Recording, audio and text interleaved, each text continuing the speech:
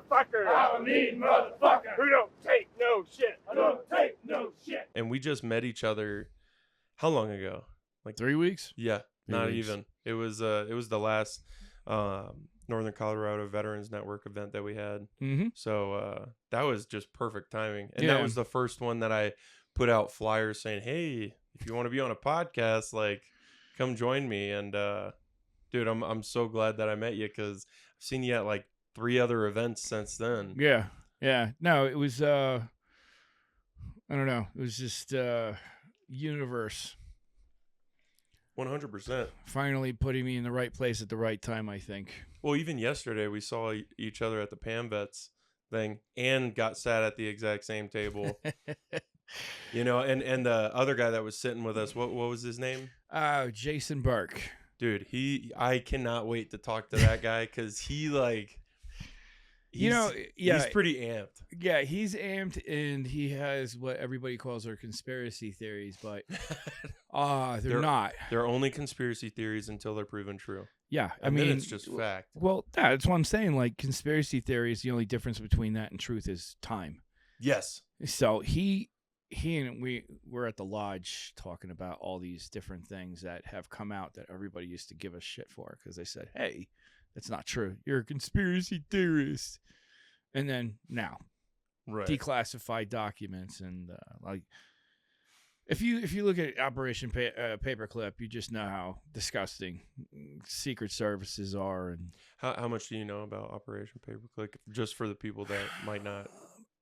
Operation Paperclip was bringing over the Nazi scientists that were involved in some pretty heinous things with eradication of Jews and torturing people for the sake of Science. medical science. Yeah. So they called it, and they did it with like anesthesia. And this didn't just involve Jews; it involved Romanians, gypsies.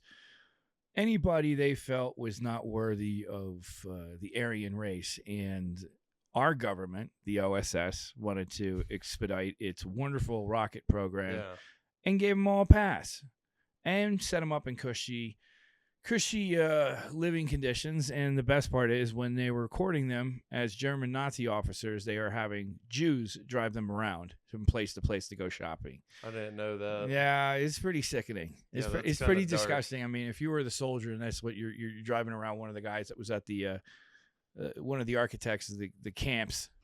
Yeah, and he's in charge. Oh, but he Like knows that. how to make a rocket. You know, I don't Open know. the door for me. Yeah, Like, that's kind of dark to think about. Like, It's horrible. Jesus. Yeah, I mean, that's just some of the shoddy shit that they've done over the years, and made me disgruntled. Oh, dude, you're not alone. I can't count how many people I've talked to that, like we were saying, conspiracy theories. Like, it is a conspiracy theory until it's turns out to be true. Yeah, exactly. And that goes with like people thinking that their government couldn't and wouldn't do something horrible, you know, under the guise of, you know, safety, for everybody's best safety. Yeah. Let's go blow up this country and destabilize its government. And like, And for what reason? Weapons of mass destruction. yeah, Really? Where? we're gonna take billions of taxpayer dollars and We're gonna We're gonna enrich use that Dick too. Cheney and George Bush so that they can. What does George Bush do now? He paints. oh man, have you seen that video of him with his Freudian slip about Iraq? I think so. He's like doing a speech or something, and he's like talking about countries that have fallen or something like that. I'll actually perfect. We have it right here. If I can. Get my Speaking of keyboard. Alex Jones. Oh, dude, I love him. So I watched the thing on HBO about how they prosecuted him, and they were able to sue him, and the lawyers for the prosecutor that were the plaintiffs were saying that the First Amendment doesn't protect lying. I'm like, yeah, it does. Yes, it does. It protects hate speech. It protects everything. You're able to say what you want to whoever you want. I don't agree with all this stuff, but I don't go suing people because it's their First Amendment right. But Right. No, I got this right here. yeah. Oh, hold on, I got the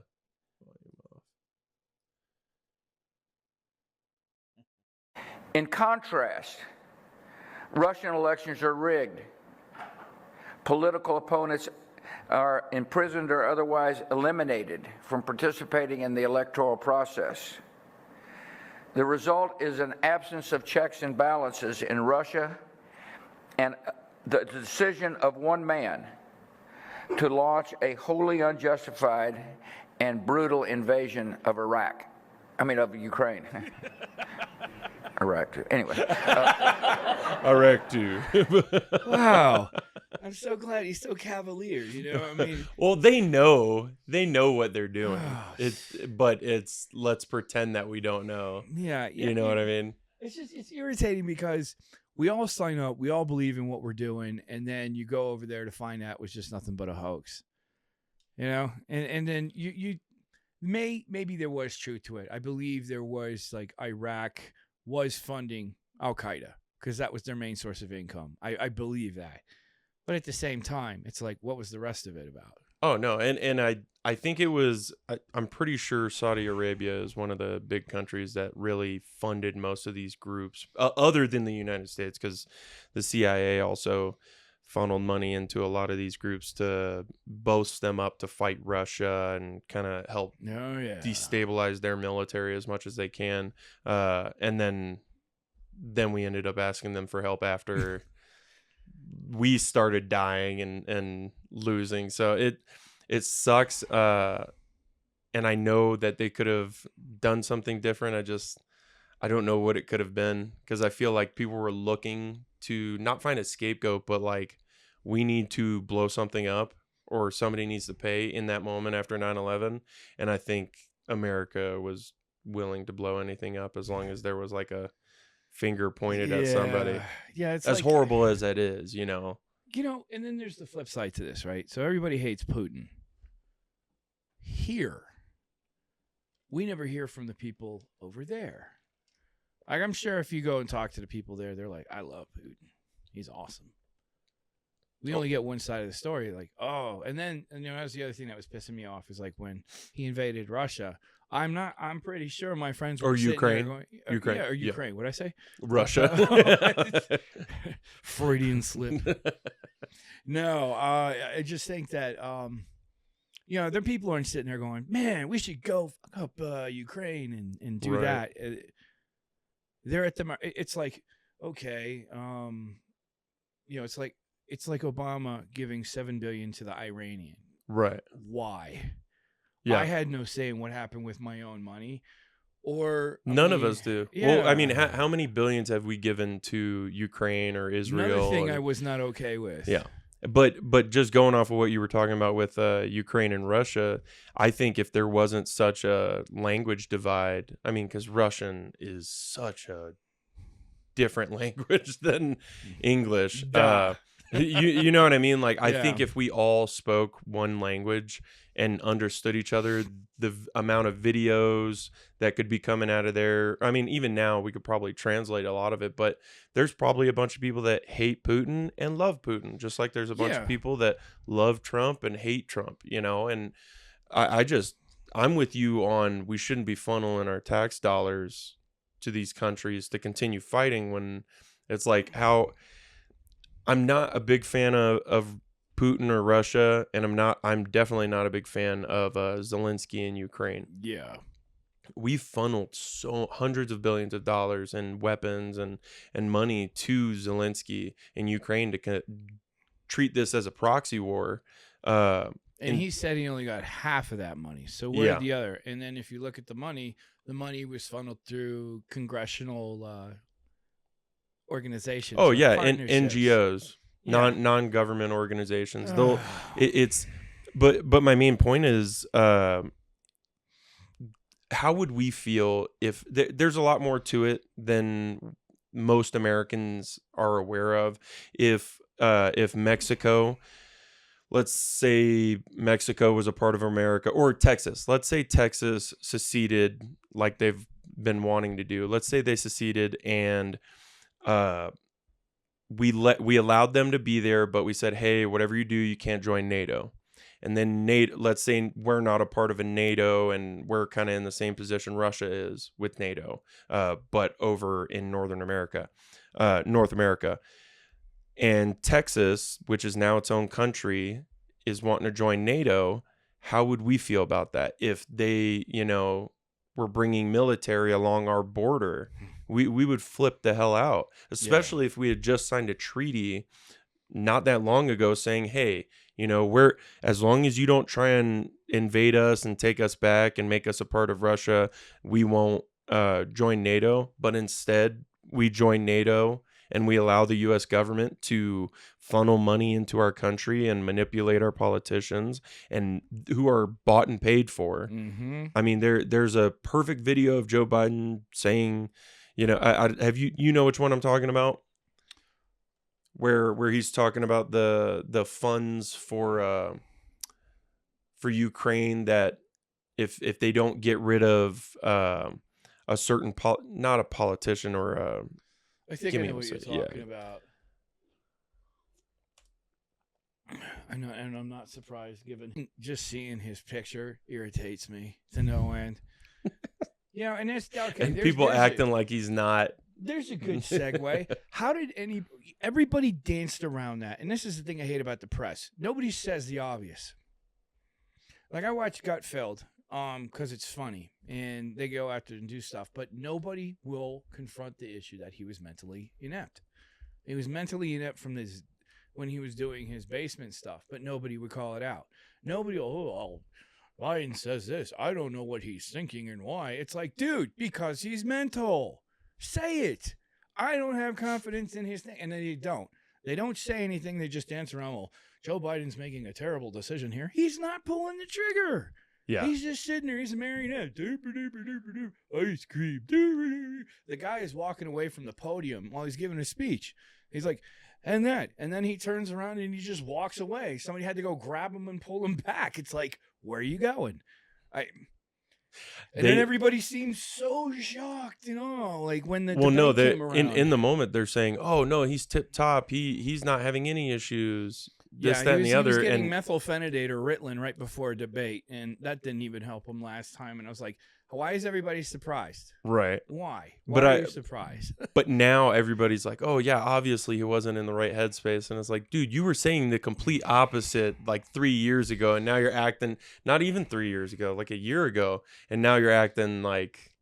Yeah, I mean, it's like Fox News, I right? just saw a video and just noticed. People are outraged. And then you read the statement that they said they're not outraged. They're just upset.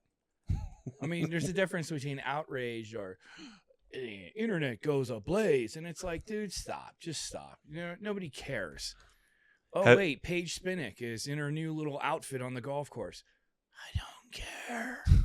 I really don't care. I don't care about Blake Lively. Celebrities in general don't impress me. How much do you watch news? I really stopped because it's become exactly what it is. Media. It's so polarized. It's not even, it's like you can't get a centrist view ever. Like It's not the news anymore. It's the days of like Dan Rather. Wait, is Dan Rather the one that was a liar? One of them was.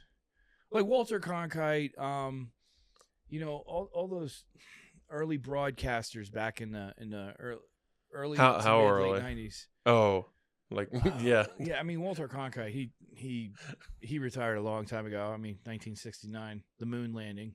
That's the one I think of. Yeah, the moon landing that we did in a warehouse. Do you think we landed on the moon? Yeah, after. I think there was enough propaganda and enough of us getting whipped by the USSR. Because in the time it took us to get to the moon, they had put a dog in space, a satellite, a man, and then a woman. And we had nothing.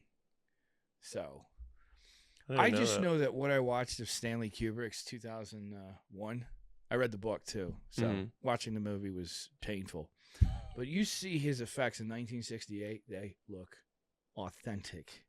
And if you watch The Shining, there's always this conspiracies. Like, why is Danny wearing an Apollo shirt? Why are the patterns on the thing look exactly like the launch pad? There's so many things. And why is it after he did this, supposedly, did he move to London. He moved to England, and he never set foot back in the U.S. So that movie that we jarheads love so much and revere, Full Metal Jacket, was filmed entirely in England on their backlot. I didn't know that. Way City. Yeah. I was like, this looks exactly like the rifle range in Paris Island. But I was like, I don't remember seeing that part of the range. And then, Paris Island goes through iterations of change. Right. So I mean, like, I don't know that. I was in the good branch. Yeah. Army. Yeah. The full budget. Yeah. I found that video. So it was Biden telling a story about the Ukraine prosecutor getting fired, and if they don't, for the Ukraine prosecutor that was investigating, what's his son's name, Hunter right? Biden, Yeah. that if they didn't stop investigating them or get rid of that prosecutor, that they weren't going to send 2 million or 20 million or something like that. This is it right here. I remember going over convincing our team, or others too, convincing us that we should be providing for loan guarantees. And I went over, I guess, the 12th, 13th time to Kyiv, and I was supposed to announce that there was another $1 billion loan guarantee. And I had gotten a commitment from Poroshenko and from Yatsenyuk that they would take action against the state prosecutor, and they didn't. So they said they were walking out to press conference. I said, no, I'm not going to, we're not going to give you the $1 billion. They said, you have no authority. You're not the president. The president said. I said, call him. I said, I'm telling you, you're not getting the $1 billion. I said, you're not getting the $1 billion. I'm going to be leaving here. And I think it was, 6 hours? I said, I'm leaving in 6 hours. If the prosecutor's not fired, you're not getting the money. Well, son of a bitch. Got fired. And they put in place someone who was solid at the time. Well, there's still solid. Somebody that they wanted that would not be investigating Hunter Biden. And this was, I can't remember when this was, but it's before Ukraine. And this was during Obama's administration. And, that's right. Yeah. It's just, and just to be clear, I've got nothing against Obama. I liked him before he got in office, and then he just went full left, which I'm not okay with. I hate being one side or the other. But still, there's some things that he did, like he started fixing the VA system. His administration really did start working on that, and then Trump improved more upon it. But Biden, there's nothing redeeming about that guy. He reminds me of, it's kind of odd. I wouldn't be surprised if he's George Custer reincarnated. Graduated last in his class at Annapolis. He graduated last in his law class at Syracuse. Not according to him. I don't know if you knew this, but there's video out there of him saying he was top of his class. Dude. And I'm picking on Joe Biden just because there's so much material. Yes. But he used to be quick. He used to be on his stuff. If you took videos of him back in the day and showed them now, people would be like, damn, who's this new conservative guy who has a good understanding of the government system and politicians and how it all works? Like, obviously he knows what he's doing to an extent. Not anymore, but like, I mean, I think he does what Cory Booker does. What? Showcasing or what is it? Showboating? Right. They just get out there, they bark. He put out lies about Elon Musk, and, Elon Musk says, I'll give a reward for whoever came up with this rumor. And Cory Booker said it was me. And he's like, what you were saying was total bullshit. And he's like, yeah, but now everybody's talking about it, including you. And I'm like, what? Come up with the fucking solution. And that's the other thing that really pisses me off. Neither side can get along. They're 10-year-olds making over $150,000 a year, and they won't do anything to help Trump because they hate Trump. And it's like, hey, the rest of us just want you to fix shit.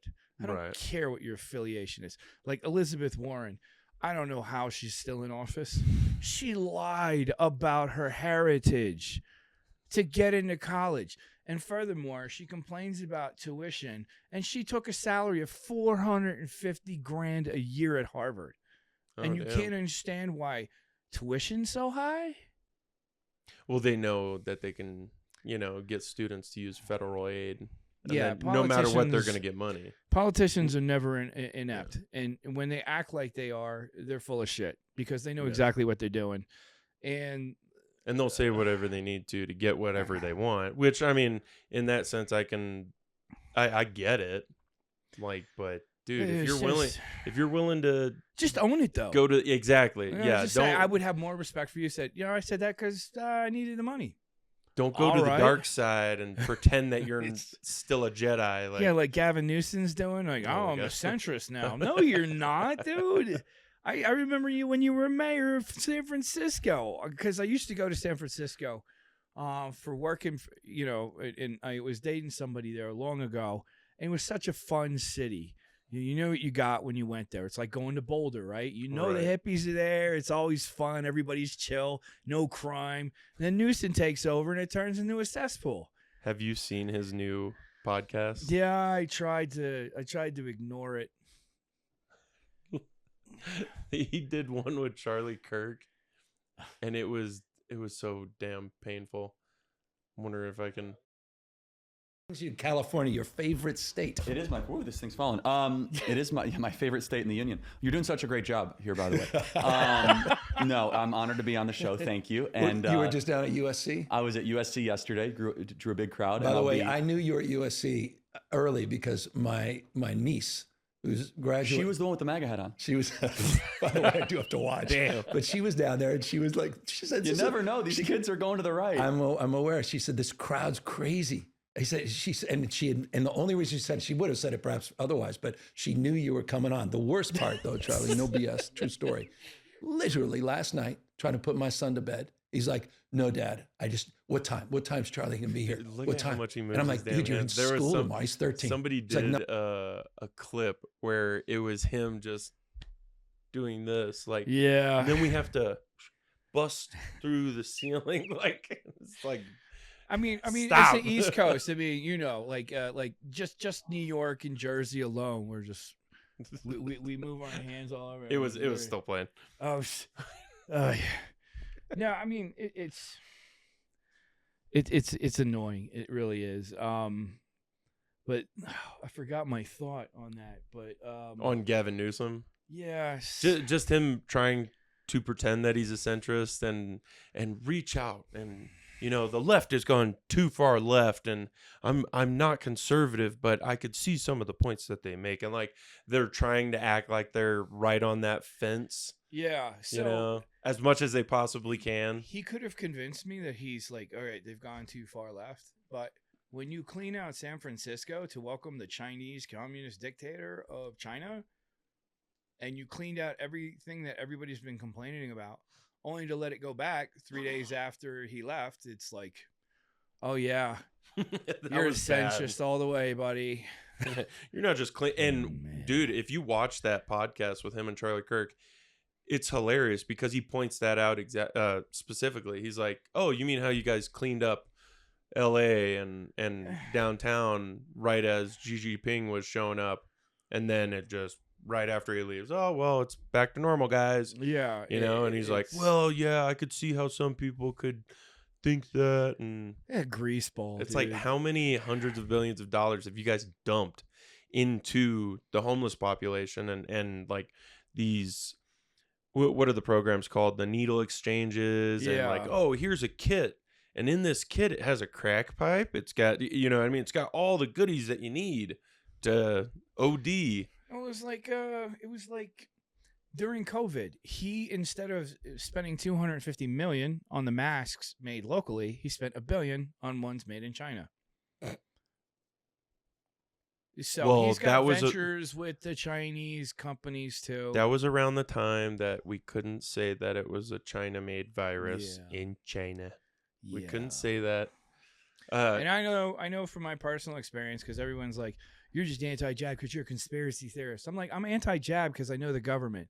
And they gave me the full round of the anthrax vaccination, and I had breathing problems for the full 10 years it ran through my body. Damn.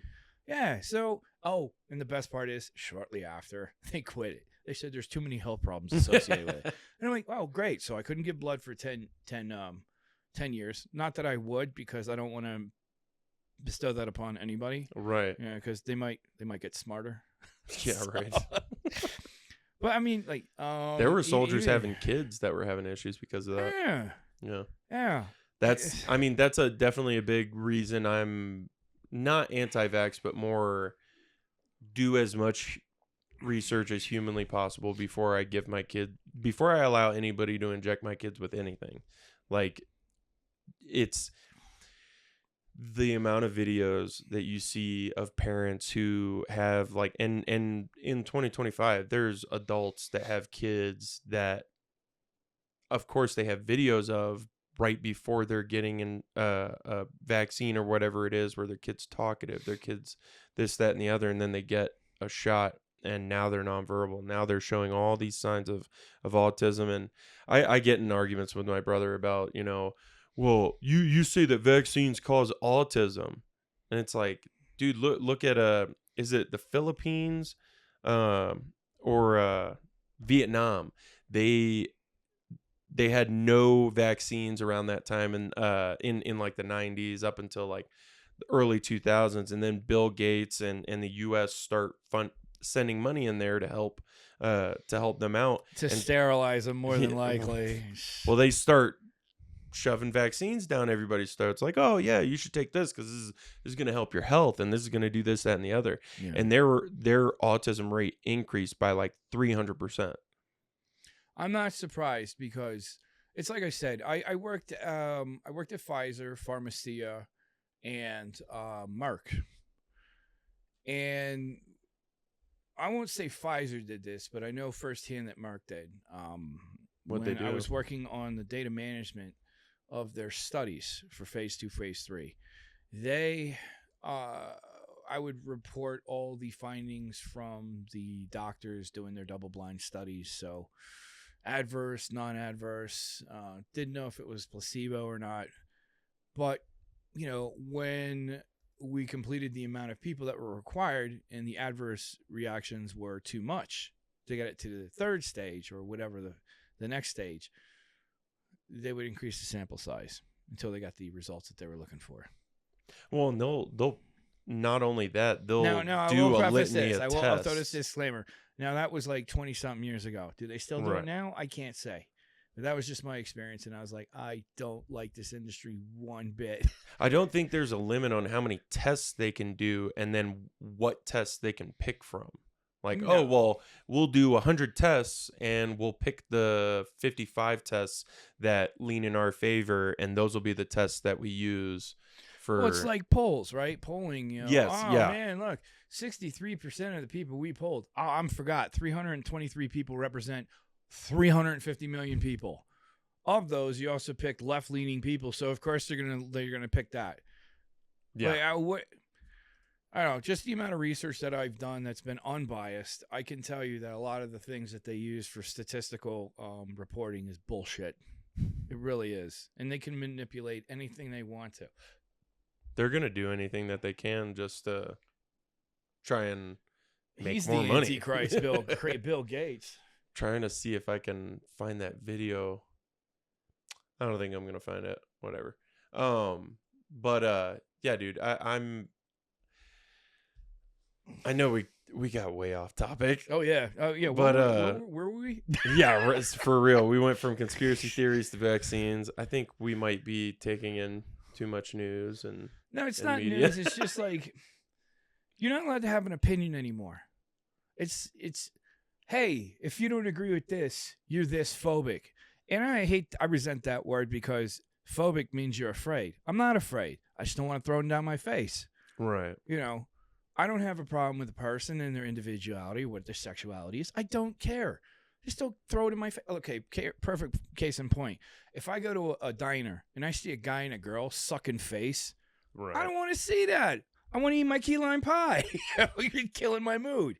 And I'd say the same thing to anybody else. Yeah. So it's not that. It's just like, I hate having it like pushed and pushed and pushed. Right. And if you watch media, there's always a message they're trying to push out.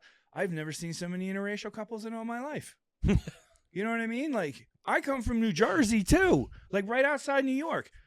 It's like the melting pot of the United States. I've never Right. seen this amount of like interracial couples all of a sudden. That they're portraying in Yeah, like commercials. in the Is that what you movie, mean? like they're Oh. all in these, like every family's in interracial. Rapunzel is black now. Yeah. Little Mermaid's black.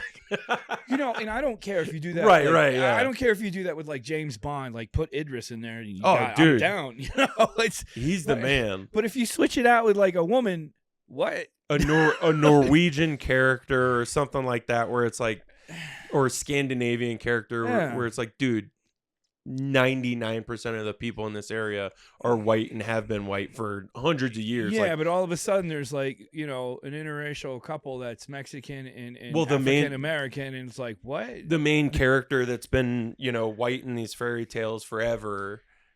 Yeah. Now we're gonna make them like sub-Saharan African or whatever. Like, Yeah. it's like, dude, that's like taking Wakanda. Let's say they just make a story specifically about Wakanda, Yeah. and you Which put she did a great job in too. what? What was her name? Olivia, the one that. Oh, the girl the Yeah. sister of the Black Panther. Yes. Yeah. Yes. Like she's a nasty actress in a good way, but Right, but she is. yeah, if you Like, put a that white was that person in there, story- I'm gonna be like, what? Yeah. What are you doing, dude? If you took the chick that play, if you took Jennifer Aniston or something, yeah, bad example, but like, you know what I mean. You just take some Courtney generic. Cox.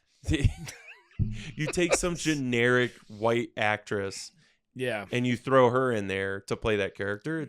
It takes away from the story, and it ruins it for the viewer, and it ruins it for the people that have stock in these movies. Like Snow White, you had one of the sexiest women who has played Wonder Woman play the evil queen. That's fine, but don't put some like Twinkie. yeah, man. Like she's not what Snow White. Like, Well, and she didn't have the mindset for it either. It's just that's like putting some chick off the street playing Snow White up against Wonder Woman. You know what I mean? Like, no, put Wonder Woman as Snow White and then put the chick off the street as the evil queen. Like, yeah. They ruined that movie. And then on top of that, you got some little girl that is a new actress or whatever, and you're letting her open her mouth. You let her let's ruin be that clear, movie. The West Side Story, sucked. The movie sucked. The music sucked. I don't know what the hell happened to Steven Spielberg, but he has sucked since AI. And that was a movie that Stanley Kubrick asked him to direct because his health The was original? failing. Yeah, AI. And it's just like he has lost it. He's just fodder. That's all he creates anymore. I mean, he worked with J.J. Abrams, and it's clear that J.J. Abrams carried him through that 8mm movie. What was it? The That Jets? was the one. No, it was the one. The where, Jets like, and the an alien- Sharks? Is Oh, wait, that- which one are you talking? You're talking about the West Side Story, right? No, I got away from West Side Story. Oh, but that was I a was Steven like, wait, Spielberg. which one are you talking No, about? I mean, like, he needs to be carried now. It's like he's lost his gift. It's just No. nothing more. And Ready Player One, stupid. I'm sure. Like, You this didn't like gamer- that movie? No, God, I hated it. Why? I don't know. I know. So this is the reaction I get. So clearly, I'm in the. I'm in the. I'm a big movie nerd in the sense that, like, if that universe could be real, how sick would that be? So you have then you like the second Avatar? no. I like the first The one. first one was cool. Yeah. Cool. Not Yeah. great. It wasn't monumental, but The second one is I wasn't it too. killed. It was like Highlander 2. It killed the Yeah, the vibe of the whole. What the hell thing, happened? Like, this dude's supposed to be dead. She's supposed to be dead, but yet here they are. Yeah. And in Highlander 2, it just totally just said, you know what, Sean Connery, let's go with your idea, and it totally ruined the movie. So There can Where only was be I? one. oh yeah, I forget. Have you seen that interview of Sean Connery and who's that one old journalist lady? Diane And Sawyer? I think so, and she's like, Check I don't know I don't know if you knew this, but you've said that some women need to watch what they say, and that from time to time it's okay to hit a woman. And he goes, well, I mean, sometimes a woman needs smacked. Like that kind of vibe. He didn't say that exactly, but it was just perfect because she keeps trying to do like that's what I wish actors and actresses were like now. Like, keep your political stuff to yourself. Let journalists and interviewers try and do gotcha things, but match them with I don't care.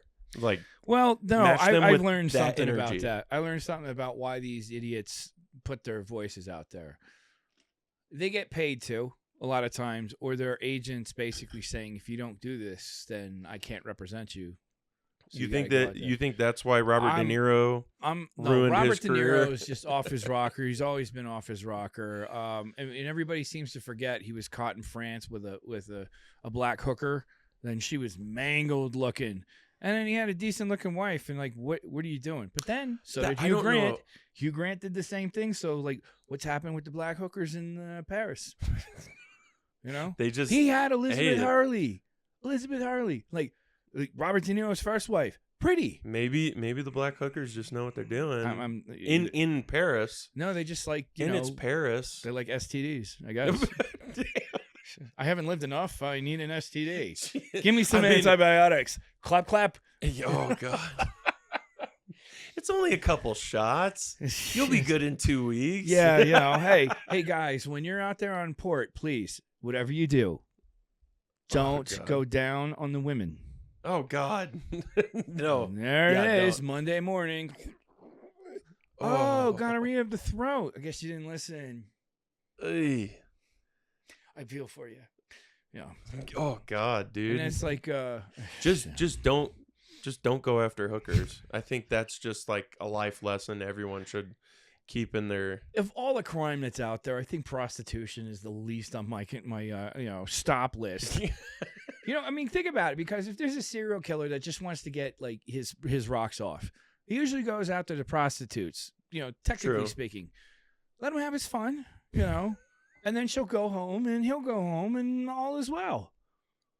Are That's you saying? a really sick thing to say. Yeah, I was gonna say. Wait, he's No, I don't a mean like serial killer. I don't mean no, like I killer. know. Are you But they're saying? usually living out some sort of fantasy in their twisted heads. But so. you're saying prostitutes are what's saving American citizens because they're keeping the serial killers calm.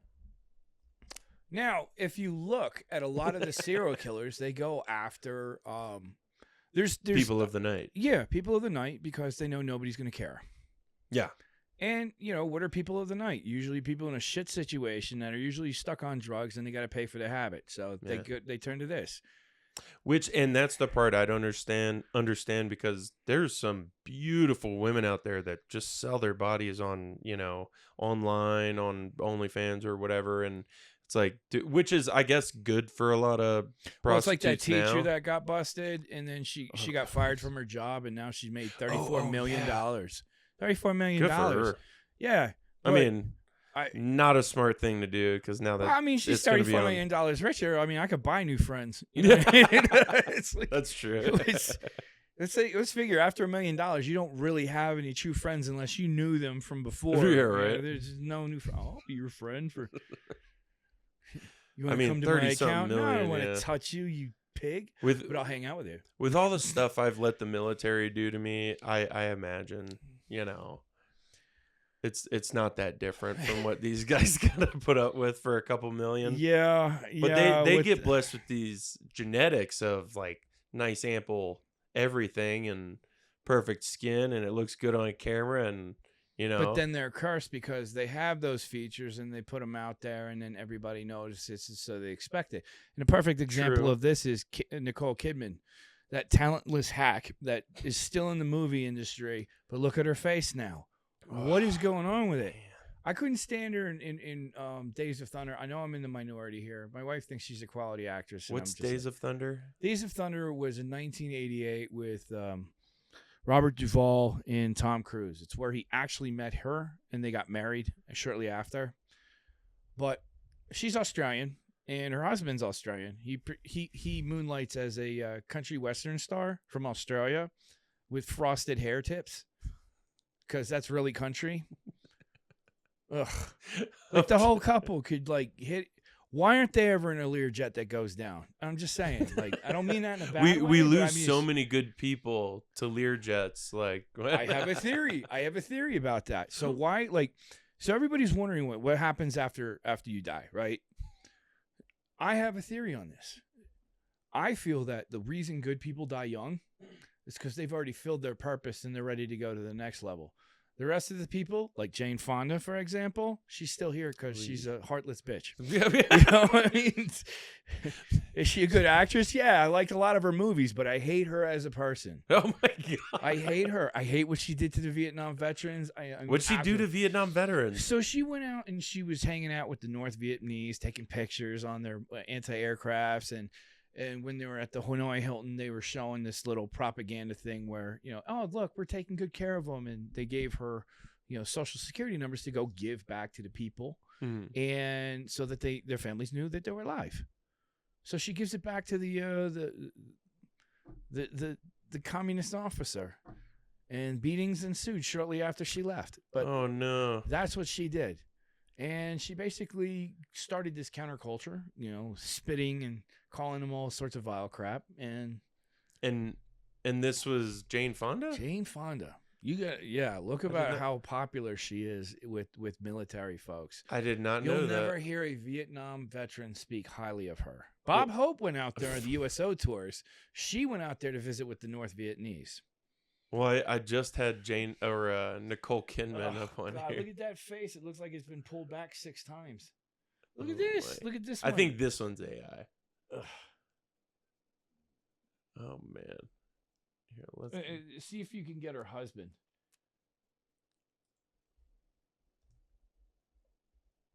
Keith Urban, yeah. Look at that. Is that a country singer? Is that a Frosted Tips? I'm a movie star. And he's shorter than her. I mean, he's got some good songs, right? I've never heard of him. No, I mean, I can tell when they come on because it always starts off with "G'day, mate." Jane Fonda. Vietnam. Yeah. There you go. Vietnam Betrayal, number 2. Oh god. So there she is with the North Vietnamese, hanging out with him. Did you see? Oh, I thought she was pulling her eyes back. Oh, I wish. Like, damn. Now, as it pertains to anti-Vietnam protest, I have no beef with that. I agree with a lot of that. But what she did was just unforgivable. Let's see. Ugh, that's her father? Ugh. Oh, it's like 14 minutes. And then you have to consider the source about who's telling about her, because depending on who it is, it's going to paint a very favorable. Like if it's Robert Redford, they're very good friends. Right. But Robert Redford didn't go overseas and start saying, I'm all about He it. kept his mouth shut. Yeah, he's like, I don't like the war. I'm very against it, but...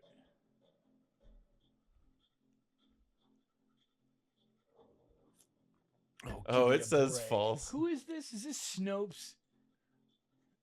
Yes. Yeah. Okay, Snopes. Let's be very clear about Snopes. And I'm going to tell you folks out there that Snopes is 2 people, a man and a woman, sitting in their basement looking on the internet for facts. It's a load of shit. You can't even use them in academia because it's a crock of shit. Tilt does it because you're going over it just a little bit. There you go. I have a very bad opinion of Snopes. Snopes, like, yeah. What do you mean? What's wrong with Snopes is bullshit. It's a man and a woman. They sit in a basement thinking, all right, this is false. Right. You can't use them. You can't even use them in academia. So let's say you go to a left-leaning university like George Washington University. You're doing something political. I cannot cite anything Snopes because it's bullshit. And they know it. So what even Columbia would have said, no, dude. Where do you go to look up facts or to bolster whatever it is your side of things, especially when it comes to like conspiracy I look theories? at there's always 2 sides of a story, right? There always is. And you need to figure out who is biased, and there's a shit ton of bias. Like Fox is overly biased to the right. MSNBC, fucking just, I don't even bother. I don't even bother because Rachel Maddow, no matter what Trump does, it's evil, it's horrible. I've done a bunch of work with them, with MSNBC and CNN, up at the North Dakota Access Pipeline protests. Yeah. And the George Floyd protests, and pretty much every protest that was going on around 2019 to 2021. Yeah. It was nuts. Yeah, I mean, I'm not saying that all their reporting sucks. It's just a lot of A it when it large comes- majority. Yeah, it's terrible, and like own it. Yeah. And I would believe you, but to get back to what you're asking, I have learned through all my academia is to look up research articles. Journal articles will usually give you the best grounding, but not always the truth. Okay, because those could lead into both ways. But you just got to sift through the bullshit. Right. You go on to you just find sources that would, in your opinion, is it good or not? Like, when I talk to my mom, I know I'm getting the ultra progressive. It doesn't matter what it is. It's going to be ultra progressive. I hate Donald Trump. Why? He's an asshole. Okay, that's not going to work Right. for me.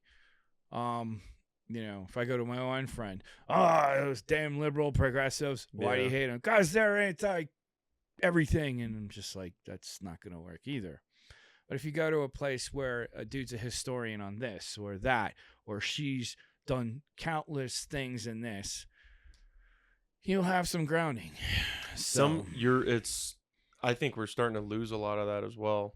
The ground, even with historians or scientists or whatever, and it's becoming a political thing. It's not becoming, hey, here's my hypothesis on whatever it is I'm going to be doing, and here's what I found. It's, I already have an idea of the answer that I want, and I'm going to tune all my research to it.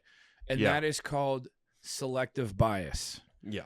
And well, they'll gaslight you. Like I'm having this issue with some family members where I'm getting gaslit and making it seem like I'm the one that has selective bias, and I'm the one that is picking and choosing what I'm going to listen to and take in. But this other person is only listening to liberal ideas, liberal opinions, articles, videos, shit like that, mainstream media, and taking it at 100. Oh, well, the Maryland man, he's obviously an innocent young man who's not an MS-13 member. And if anybody who has grown up on the East Coast knows, MS-13 is pretty big. Yeah, it's bigger than Latin Kings now. Yeah. And they're used especially to be, on the East Coast, outside of DC, in in Northern They Virginia. used to have a guy. Yeah, you probably know better than anybody. Oh yeah, they we would had have guys, kids get stabbed in high school. Yeah, machete attacks was a big one for a while. It's nuts, and it's just a random person. It has nothing. It's nothing personal. Well, right? it's because you lose your arm from the machete tap. It's nothing personal. You're getting jumped in, or not jumped in, but like you have to do something to earn your way. Yeah, in. and that's why they were doing the random like machete attacks. Like they would attack somebody. They wouldn't kill them, but they would fuck them up pretty bad. And where do you think they're going to do this stuff at? You think they're going to do it at places that you're scared the guy might have a piece on him? Portia and Brittany were back over at the home at the country club, and we were playing a game of squash. When all of a sudden, well, those guys might be smart enough. This guy who was a father with 2 kids and he beats up his wife 3 times comes at me and says, "Give me your wallet." I looked at his tattoos and I knew he wasn't an MS-13 member. Even though it said MS-13, I just thought to myself, it didn't. How would you like some tea and crumpets? It had marijuana leaf, a peace sign, a smiley face, and a cross. It didn't say MS-13. Stupid. It's like, okay. But I mean, like, that's who you're hanging on to. Everybody, you're not fooling anybody. Pick the gay dude who's in the Venezuelan prison. Like, pick him. At least he's having a good time, actually. Yeah, he doesn't want to leave. I don't. Dude, Georgia. But pick that guy. Like Georgia used to have an anti-sodomy law, and there was always a question like, all right, you catch the guy doing it, what are you going to do, throw him in prison? Like, how's that punishing him? Oh, don't do that. Can you give me the maximum security? I don't know, man. That'd be that'd be scary. That'd be fucking scary. Even if you were gay, like, oh man, I don't know. Chances of somebody having like some horrible disease that is just prison. Stuck in the prison. Dude, prison and they're going to take care of you medically. I am so fascinated by the psychology of prisoners. You know what I mean? Like, I wasn't gay when I first got here, but now I'm a prostitute. I'm only gay in prison. Hi, guys. It's only gay if you're infantry. There's a Reddit on that one. What? Can you be gay if you're in gay porn? Because HBO did this documentary. My wife tuned in on it. We were flowing through HBO, and we just happened to land on it one day. And the guy's like sitting next to his wife. He's like, I'm not gay. I'm just a gay porno star. And then they kind of pan to like he's in the process of making a movie, and I'm watching. I'm like, Oh God! oh, wait, there's no way that guy's straight. He's into this way too much. And then a gay guy he produces a lot of gay films. He's like, that guy fucks him good. Oh my God! Like, there's no way he's straight. Have you? And he's sitting there, he's defending himself. He's like, I'm straight, 100%. I'm like, no. I don't know, but I think you got a little sugar. You in your either do tank. or do not. There is no in between. I don't get it. Like, did you see the news article that came out of it's a gay corn star and they made a video. It's called Didgeridoo Me. And they're saying that, and I'll put it up as like a little picture behind me. yeah. Where it's this guy holding a didgeridoo. Doing So if anybody what doesn't you know what a do. didgeridoo, it's a mouth. Well, it's they're an Australian tube that makes noise. It's a musical instrument. Well, they're saying it's You'll get it if you see what it looks like. they're saying it's cultural appropriation.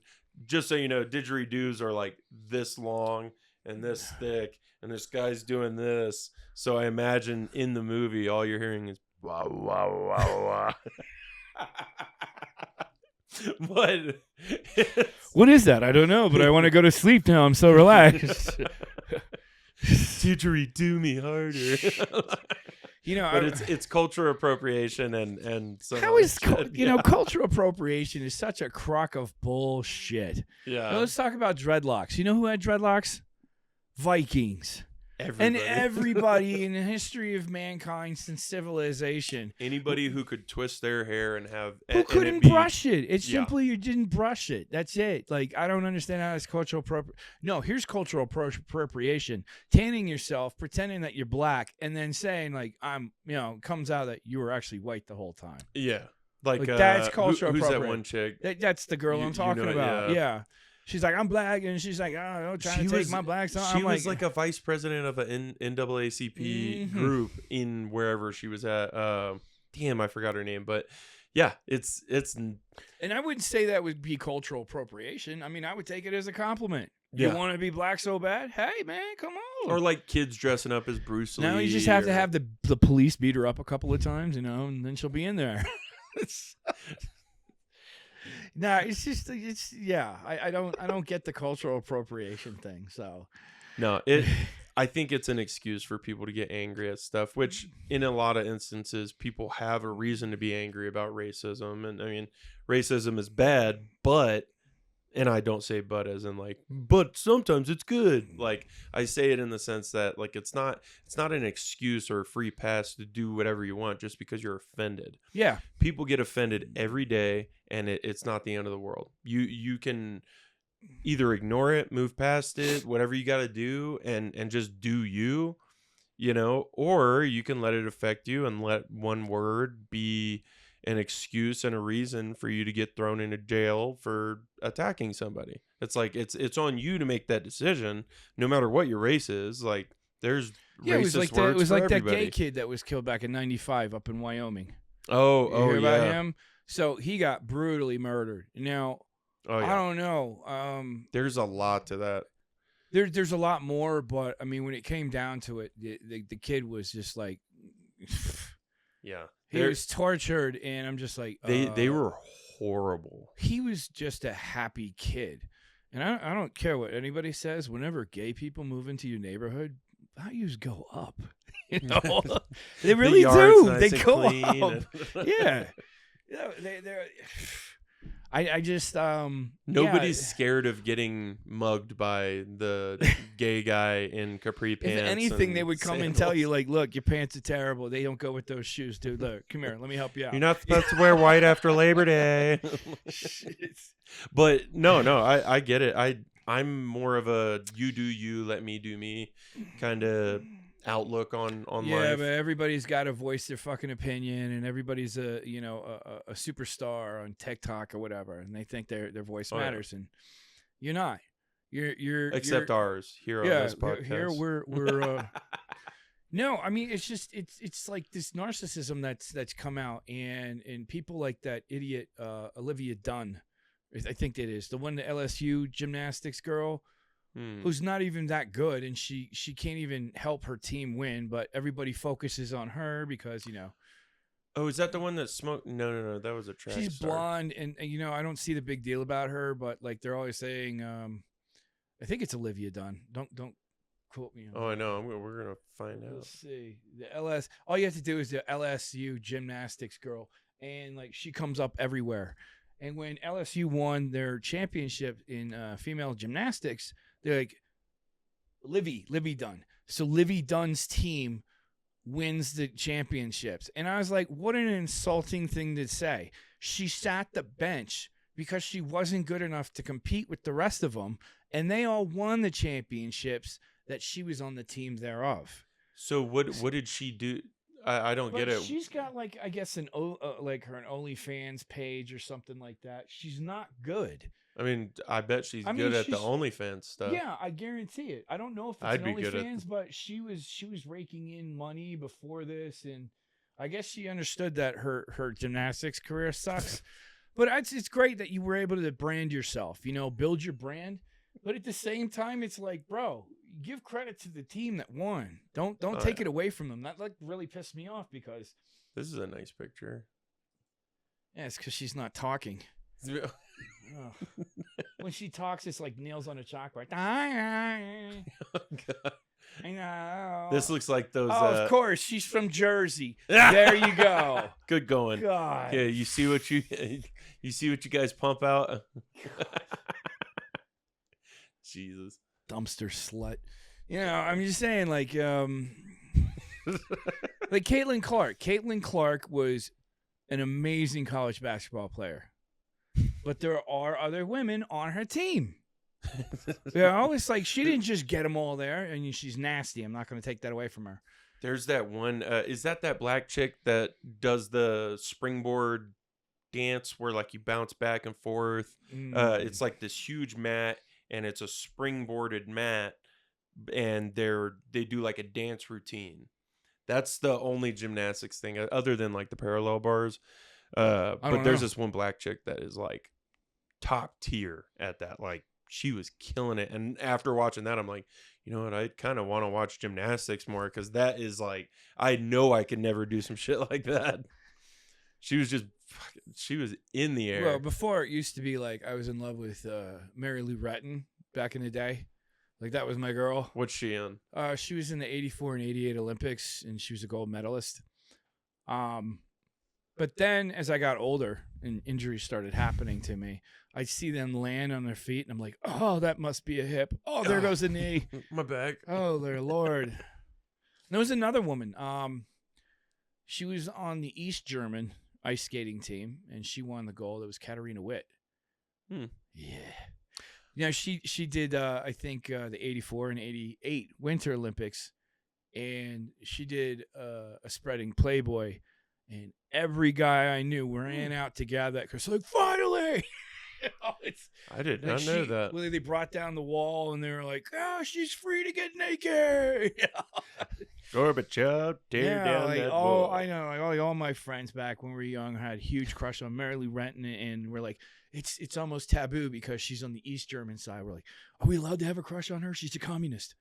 Who was that around the same time that what's her face had a guy break? Oh, Tanya Harding. I think Harding. That was 92. Oh, okay. That was after. A better person. Yeah. I mean, that girl was she was such a class act. Dude, yeah. And she surrounded herself with idiots. Yeah. Which, I mean, that's definitely. And then the other one, the one that got hit, she was just like the most prima donna little bitch. Like, they even caught her on camera after the Olympics going to do the thing for little kids. Just got her shin.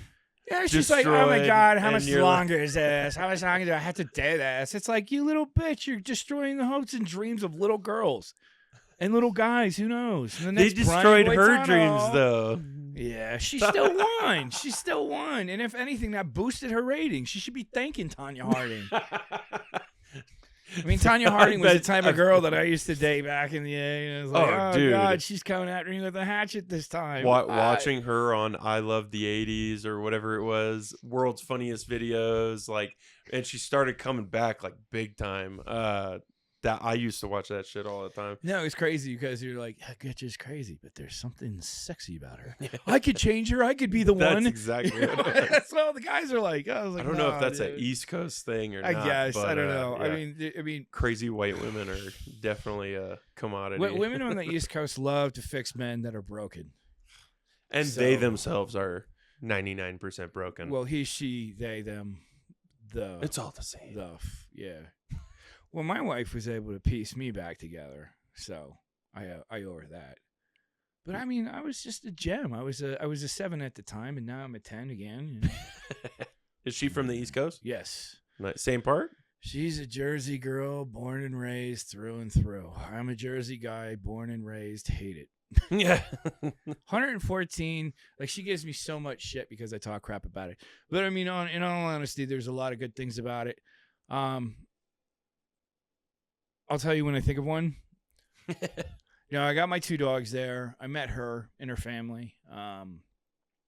Did I you went to grow Rutgers up there. in Jersey? Yeah. And so start there. Grow up in Jersey. Oh, I started in West Windsor. And then I think we got kicked out of my mom's condo because we couldn't afford it anymore. So we went to North Brunswick. And then that was an interesting neighborhood. That was very North cultural, Brunswick? Yeah. diverse.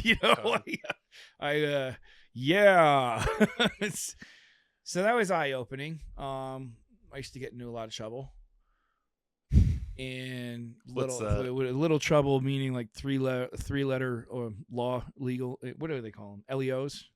Oh. Like the ATF and DEA. Nobody's Just- a fan of the ATF. I mean, it was funny. My friend Chris, because I was fencing a lot of stolen audio parts. I've had karma visited me. So just for anybody who's out there listening, I had it done to me tenfold, and I was waiting for it to happen. When it did happen, I felt relieved because now I didn't have to wait anymore. So we used to steal like car stereos and parts and stuff like that. We did some other crazy shit and worked for some really bad people, but. That sounds like some Jersey shit. Dude, I'm telling Big you, time. it's crazy. Was this looking back, before- I'm like, how did I make it out of this shit? Was this before joining? This was before joining, and we were at. My mom paged me because back then you had a beeper, and she paged me ironically at that moment, and we're going to a car wash. She's getting the car washed, so I was like, all right, let me go call my mom. So as he's coming through, all these state police cars come flying in at the end. And then there's 2 that blocked him out on the other side. And he gets there, and I'm like, what the fuck is happening? So they decided to move on him right there. On who? My friend. Now, I don't know if they were after me, but they had searched my house or my apartment. I had a stash room that was like a fake wall, so they couldn't find it. They searched my nice. house. They searched the apartment twice. I actually became friends with the guys in North Brunswick Police Department because they're like, you're in a bad situation, blah, blah, blah, blah, blah. Anyway. They were encouraged when they found out I was going into the Marine Corps. But I never knew what happened to him. he turned his stereo up because they made him follow with an officer in the car, follow them to the police station, which is right up the street. And he was blaring "Fuck the Police" by NWA. It was like on 500 watts, and you could hear it. I was sitting there, I was like, I don't know how I'm getting home here.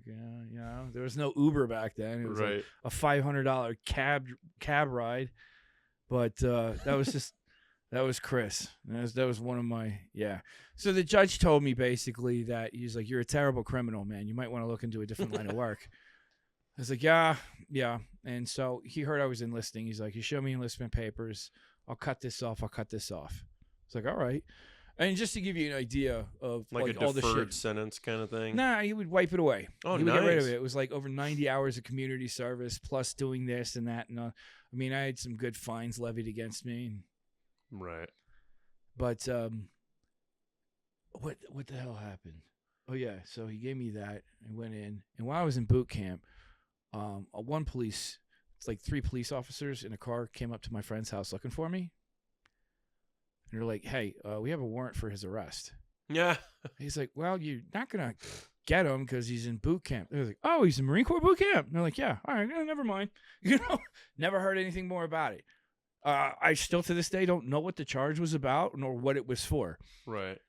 But I freaked out in boot camp because I knew I had lingering shit out there. And I was just like, oh, man, I'm going to get busted at fraudulent enlistment. And to my surprise, I made it through. The 90s were nice, right? Oh, yeah. Back in the day. Waiver. Yeah. Did you do drugs? No. Oh, dude, I got pulled over right before boot camp, and I was 16, didn't have a driver's license, had a learner's permit, and I was driving by myself, and I was speeding, and then I pulled off into a driveway thinking like, oh, man, hopefully he sees that I live here or something. And, yeah, he pulls up. He's like, what are you doing? Are you trying to run from me? I was like, yeah, I know I messed up. I'm going to basic next week. I'm just trying to not get in trouble. He's like, all right, do you have somebody that can come pick up the car? And I'm like, yeah, we're like a mile or two away. Turns out and I was married at the time. Mm-hmm. And she was at the house, but there were no cars there. But guess what there was at the house? A bicycle. So she rode a bicycle all the way over. I felt That's so love. bad. That's love. It was at the time. We're divorced now, obviously, but yeah, no, it was the funniest shit ever. But he's like, all right, well, don't do anything else stupid before you go. The end. And like it was just cool to know back then, like people were a lot more lenient because they could be. Now it's like you do one stupid thing and they don't care if you used to be a cop. They don't care if you used to be in the military. They don't care what your background is or anything. Like there's no, oh, well, this is a dumb thing. Like now you know, don't do it. They don't do that anymore. No, they don't. Unless you meet some criteria of sob story. Like, oh, you're. Well, I mean, I think as long as you, I mean, there's a lot race. of police officers that if you're very respectful to them, they're usually like I pulled out in the part, what was it, Turnpike. I was like, all right, I'm in the car lane, so I'm gonna go over the truck lane. So I crossed the emergency barrier. You're not supposed to do that. And I was like, fuck this traffic jam. I'm like, all right, coast is clear. I looked both ways. There were no cops. Not a fucking one anywhere. Miles away. I turn in and I get in a lane. Who's right behind me? A fucking state trooper. Right then and there. I was like, motherfucker. And I just pulled over with my keys on there. And he's like, did you see me there? I was like, where did you come from? He's like, I was there. I was like, whatever. He's like, were you a Marine? I was like, yeah, I was a Marine. This is a perfect example of me not using judgment. So he's like, he let me go. But yeah, it's just like, I think there's officers like that, but I'm not even just talking about officers. I'm talking about like DAs, prosecutors, whatever. Like there's no, well, that's because everything's they're on politicized now, and everything's on the internet right away. Yeah, and it's very politicized now. Like I mean, just example, like that dude over in Minnesota that's part of Walt's staff goes and causes $20,000 damage on 6 different fucking Tesla trucks that the people have nothing to do with the political stuff. They just own Tesla trucks that are probably liberal themselves. Yeah, exactly. And then what does he do? He goes and he gets a slap on the wrist. If you deface my car, I'm going to make you pay. I am going to take that $20,000 out of your ass. And if not you, your fucking family. I guarantee it. But that's the difference. My middle name's Petty. I will find you. Yeah. Don't hold grudges. Why? I feel so much better when they're finished. I'm not going to hurt anybody. No, I'm just going to you should forgive. Yeah, no. I'm going to make their life a hell for at least a week. I still have a list from when I was in junior high. I got some people on my list. They think I've forgotten.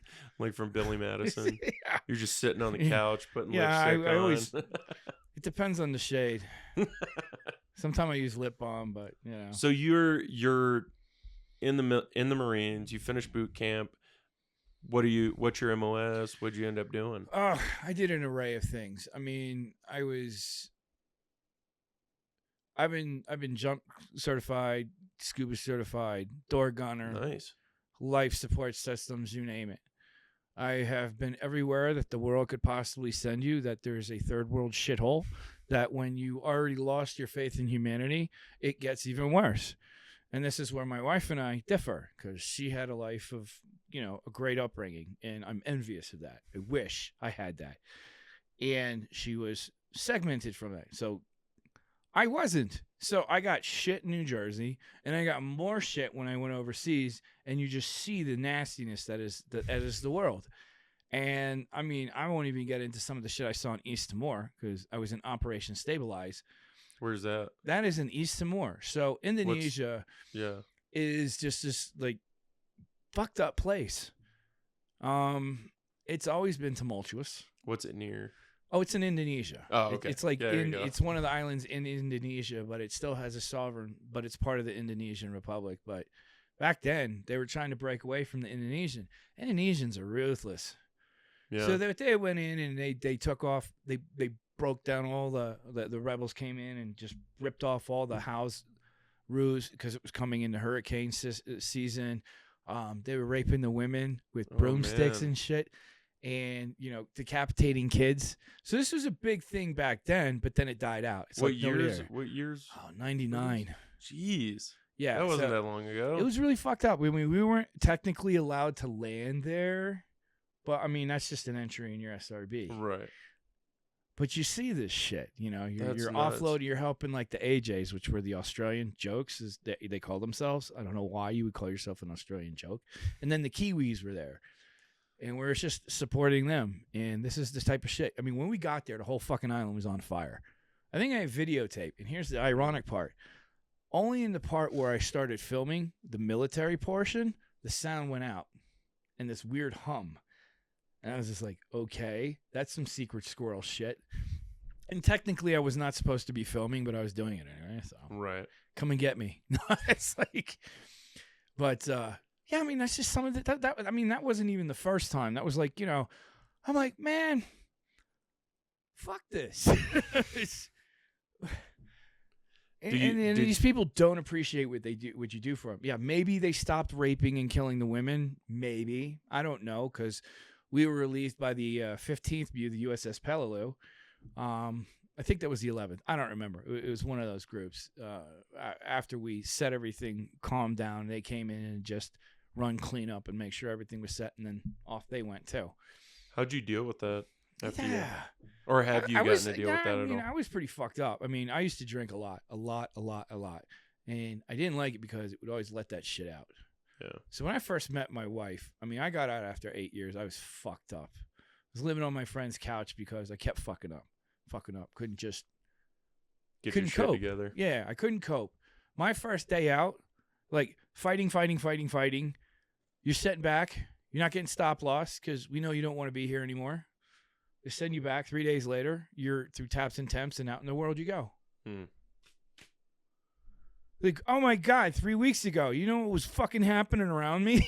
It's like, and then you get back to the real world, and I always swore that I would never be that disgruntled guy, but I was. I was sitting at the Franklin Institute in Philadelphia.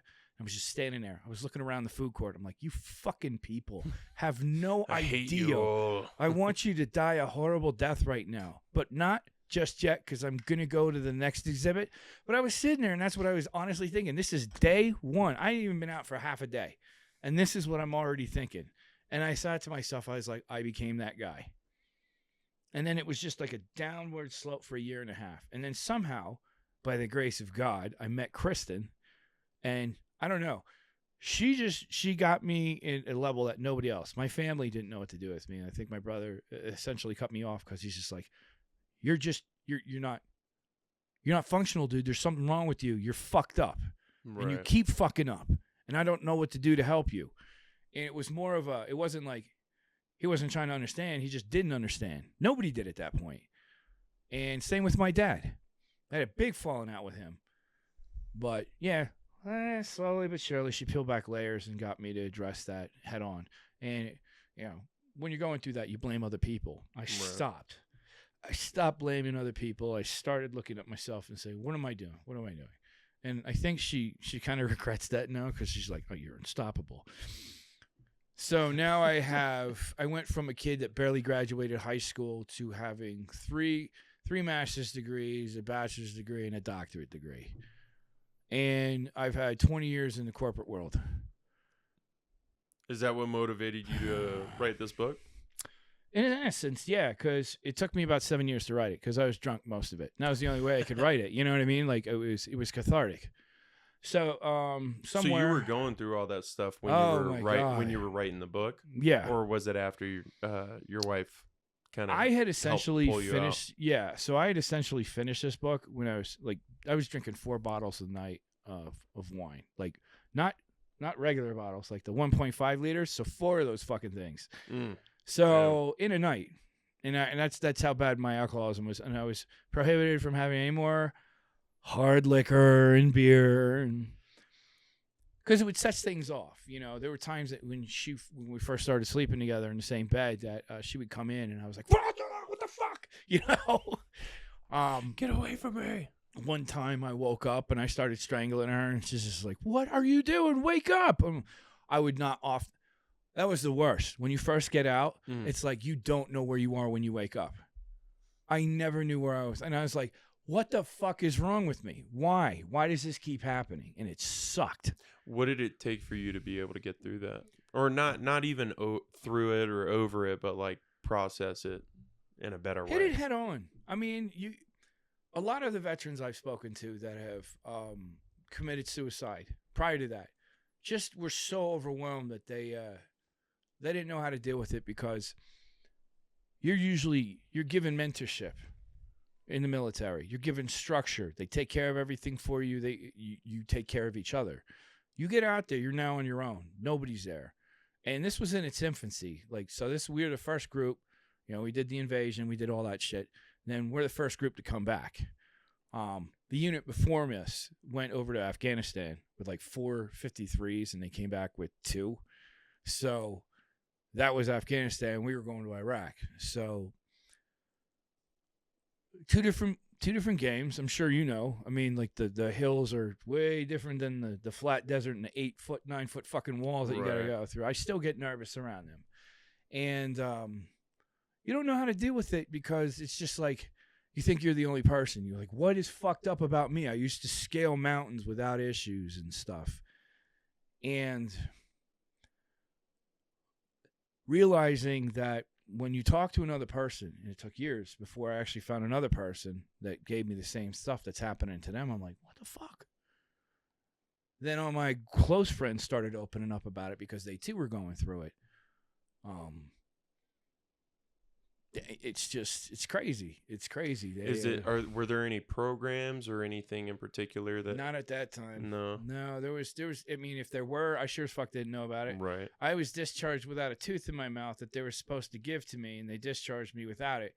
And I call them. I was like, "Look, dude, you need to replace my fucking tooth." And they're like, "You've been out for over 120 days. Too bad. So sad." Oh, damn. Nobody told me. Has the VA hooked you up since then? No, they declined me because I ended up spending like $3,200 to get it done, which is ironic anyway, because it's all done now. Oh. So I just spent a lot of money because. Oh, you got veneers? No, I got caps and veneers. Oh, So nice. I had really bad bruxism. What's And that? That bruxism is when you're chewing and you're grinding down your teeth. It's from anxiety. Yeah. So it flattens, and it was so flat that I had divots in my teeth, and it was hitting the nerves. Ugh. So they didn't help with that.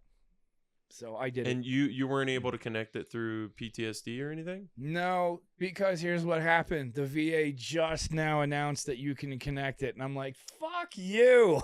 You know? That's dirty. It was. It's just typical. It's like, after I go through the process, that's when they start connecting things. I'm Right. like, up your ass, dude. Well, your teeth look great, dude. No, thank you. They better after this. Yeah, And right. It's actually metal. They're metal. They're zirconium. So Oh, nice. they're not going to wear down for a while. But it's just been weird because like I haven't had teeth in a while.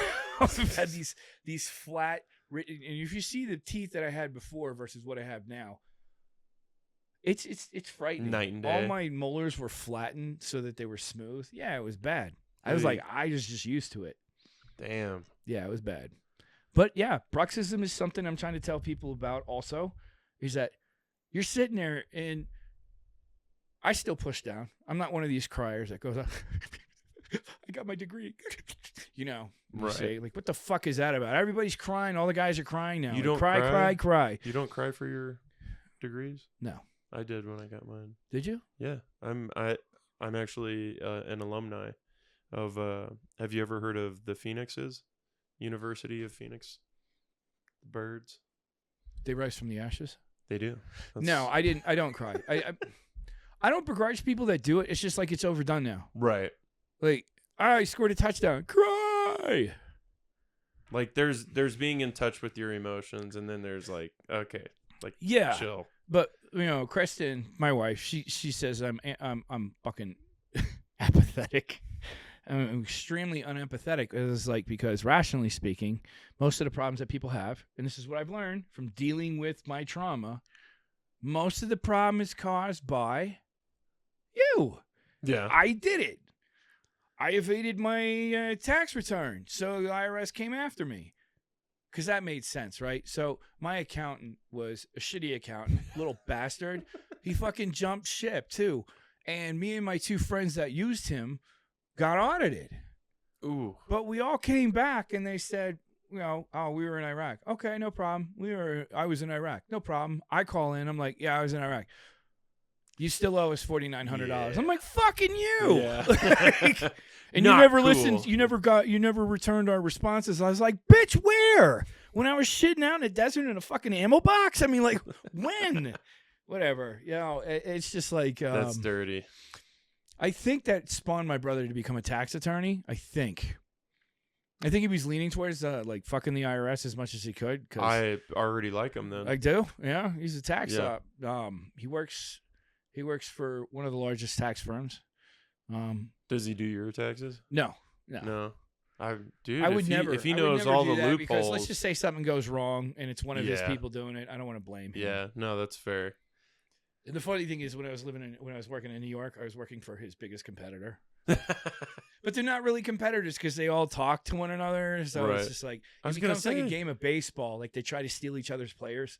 Yeah, you could give him the inside scoop on the other team. That's a good brother. No, he's awesome. He does business development and he just makes deals. I'm in awe. I'm like, you just Right. like talking to people too much. I try to talk to them as little as possible. I mean, unless they're like, if somebody like this one old guy hit me in Philly in my car, backed right into my BMW that I just bought.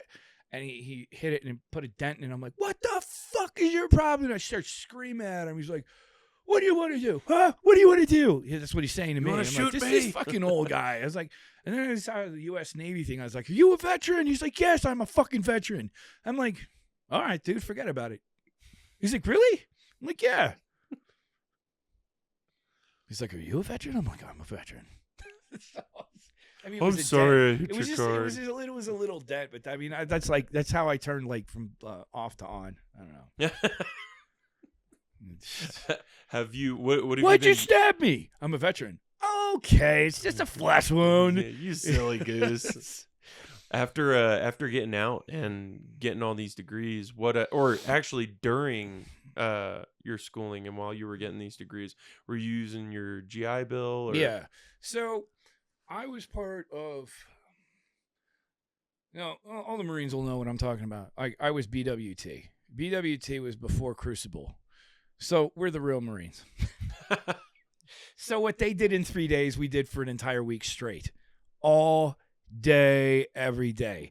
I did 1,000-yard obstacle course in 37-degree weather with water from the night before that had rained 5 inches. And I had to crawl, and I had hypothermia, and I couldn't bend my fingers, and one of the drill instructors had to get my BFA off. And I was just like, this is fucking bullshit. And then you get to the end, the 1,000 yards, and you have to run against the wind while you're soaking wet all the way to the change tent, which is at the end of the runway. Because Parasana has those runways on there. Oh, God, that was miserable. But, so BWT, where were we? No, Oh, you're so good. yeah. So BWT, I had the Montgomery GI Bill, which was $14,501, something like that. And then once 9/11 happened, it was boosted to 30, I think. Hell yeah. Yeah, so I was making, the monthly pay on top of that you're supposed to be using for school. And I was like, yeah, I'll just pocket it. I mean, Yeah, but I also had Yeah. Vocat Rehab help me out with the state, and they covered like 25%. so you've been able to get a handful of degrees just using those. No, my MBA was 100% covered. Nice. I was a research assistant for U of Colorado, so that's how I was able to work out like next to nothing on tuition for the MA in communication. But my PhD was out of my pocket. Nice. But I mean, the reason I chose Liberty University is because it was $300 per semester Right. or credit hour, so it was like $1,200. Yeah, you can't beat For- that. I mean, not even that. I mean, it was just like normally it was $900, and then when you get to the dissertation phase, it's 4 credit hours, so it's $1,200. And the best part about that is if you don't finish in enough time, you still have to repeat the next semester, and it's just Ooh. like, it's like fucking Christ, I'm And not a they fan of having to they do are all a that. religious school, but say what you will, I've never met a more diverse group of people. I met a person from East Timor, and I was like, hey, no shit, you're in Dili. I haven't seen it since it was raised to the ground. He's like, it's been a while since that happened. I'm like, yeah, fuck you and my age. But people from Africa, from New Guinea of all places, out in the middle of the West, whatever. I mean, it's such a diverse group of people Right. all around the world. And they have a nasty ass football team. The women's hockey team is awesome. They keep winning the championships, and yes, they're champions for Christ. So you do have to write, something that does to deal with if like religion's not your deal, probably don't Right. go there. But liberalism wasn't my thing when I went to GW or Rutgers, Right. but yet there it is. And I think to be a well-rounded person, you need to go to both. Right. And not for nothing, I had fun at all of my schools. I like state schools besides private. I think GW is overpriced. I think Columbia, I went there for a semester, waste of fucking money. Did going through all that make it easier to write that book? I think I had this finished before I finished my MBA. And if you could give the name and everything. Oh, kinda like yes. a- The first book here is The Bird in My Hand, a Marine Story.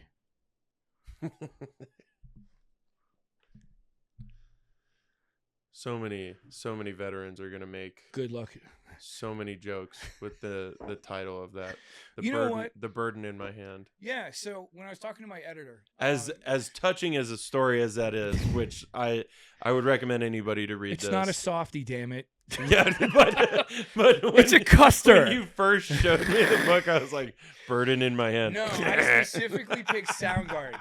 Soundgarden is like every time I was overseas in the desert, I just thought about it. I always had that song playing in my fucking head. And you're in the back of a cargo truck, right? And you're going through the town. You see all the the Hajis running around Right. or whatever. I'm just sitting there. It's stuck in my head.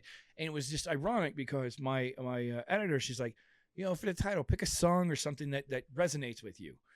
And like as soon as she said that, I was like, boom, Bird in My Hand. And it's a great song by Soundgarden. It's from their third album. I check it out. He's in the desert. They're in the desert. But if you didn't know the name of that song, it would definitely even knowing It's knowing not a the burden song. when it's in my Yeah, hand. exactly. No, and the whole premise behind this, I got in an argument because I did not want to use my name. I did not want to use real people's names. There's 3 people's names I used in there, but they're not reflective of who they are completely. But it was just easier to write it and then Right. go back and change it. Was just a pain in the ass. But she was just like, these are segments from your life. I was like, I don't want to do nonfiction. I'm not doing nonfiction.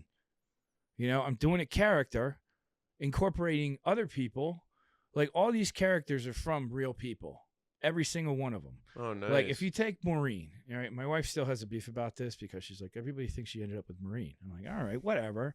So I want to just preface this by, like, Maureen was the girl I was with in high school, and she's the one that had a very big impact on me. Now the second part of that is my wife. My wife that's having a trouble understanding who I am, why I'm all fucked up, why I act the way I am. I had some other stuff thrown in there, but a lot of it was just, it's there to help people understand what it's like for us to go in and join, why we do it, why we laugh at horrible shit when nobody else does. It's a release for us. It's a way to cope. Yeah. Yeah. You know, I mean, I say some pretty fucked up shit, and I mean, really bad stuff. Like Anthony Jeselnik would probably come to me for some jokes, you know? Dude, I love him.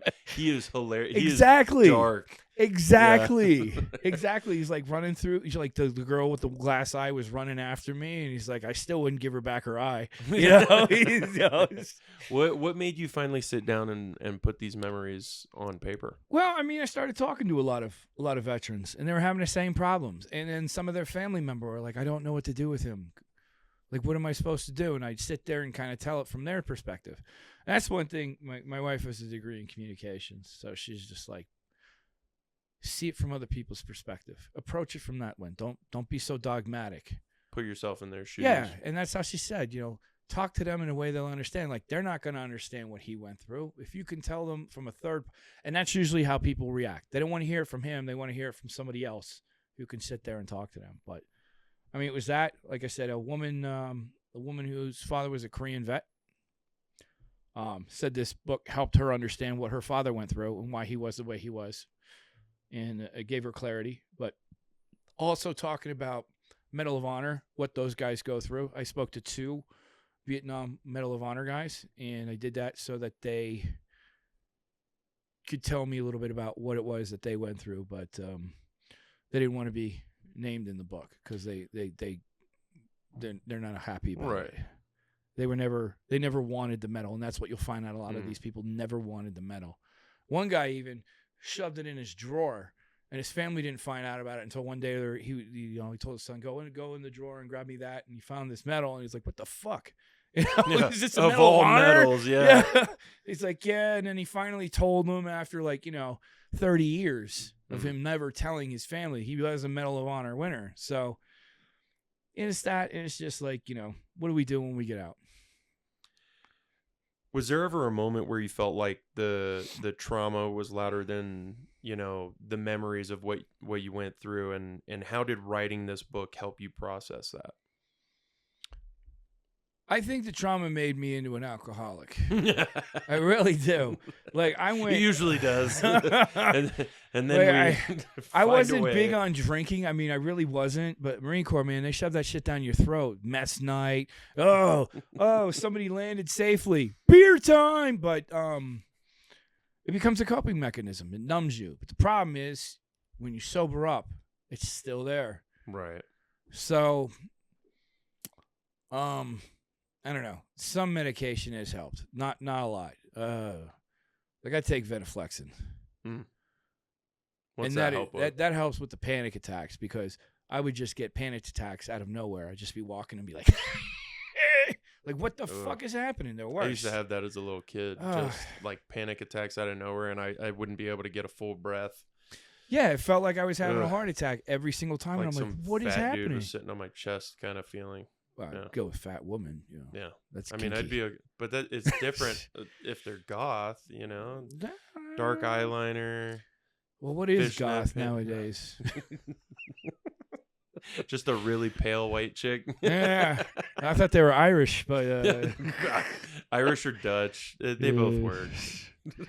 Yeah, So- those panic attacks they got out of control, and they were becoming debilitating. Right. And I mean, I had one not too long ago where I thought I was actually having a bona fide heart attack. Ugh. And that hasn't happened to me in a long time. So Right. I was actually writing text messages to all my friends and family saying, "Hey, this is it. I'm out." And it turns out it was Bye. just, they're like, "It's anxiety." I'm like, "Fucking you, stab you in the neck." There's dudes in the gym going through the same thing, but they're like, "Oh, I found out it's just the trend. Like, man, Oh. I gotta cut back on." Fuck. I didn't know how much that shit messes with like breathing, sleeping, and like just your chest in general, and making it hard to breathe.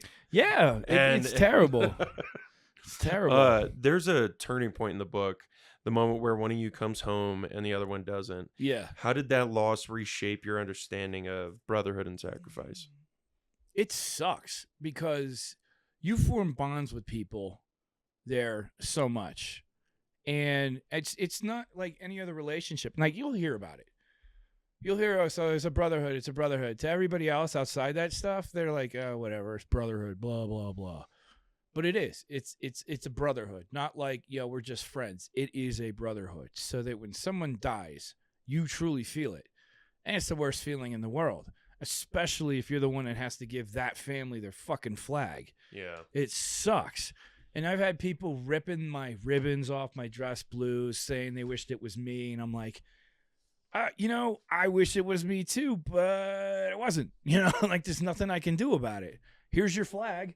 Thank you on behalf of a grateful nation, I've had to do a couple of funeral details. That's like hearing the gun salute, like, just fucking tears at me every time. Yeah. I can't listen to that. The rifles is where it hits you.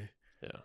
I don't care about taps, but the rifles have always. But hearing got that me. with the rifles firing in the background is like, especially after you just got done carrying somebody over to that little spot, like, that's.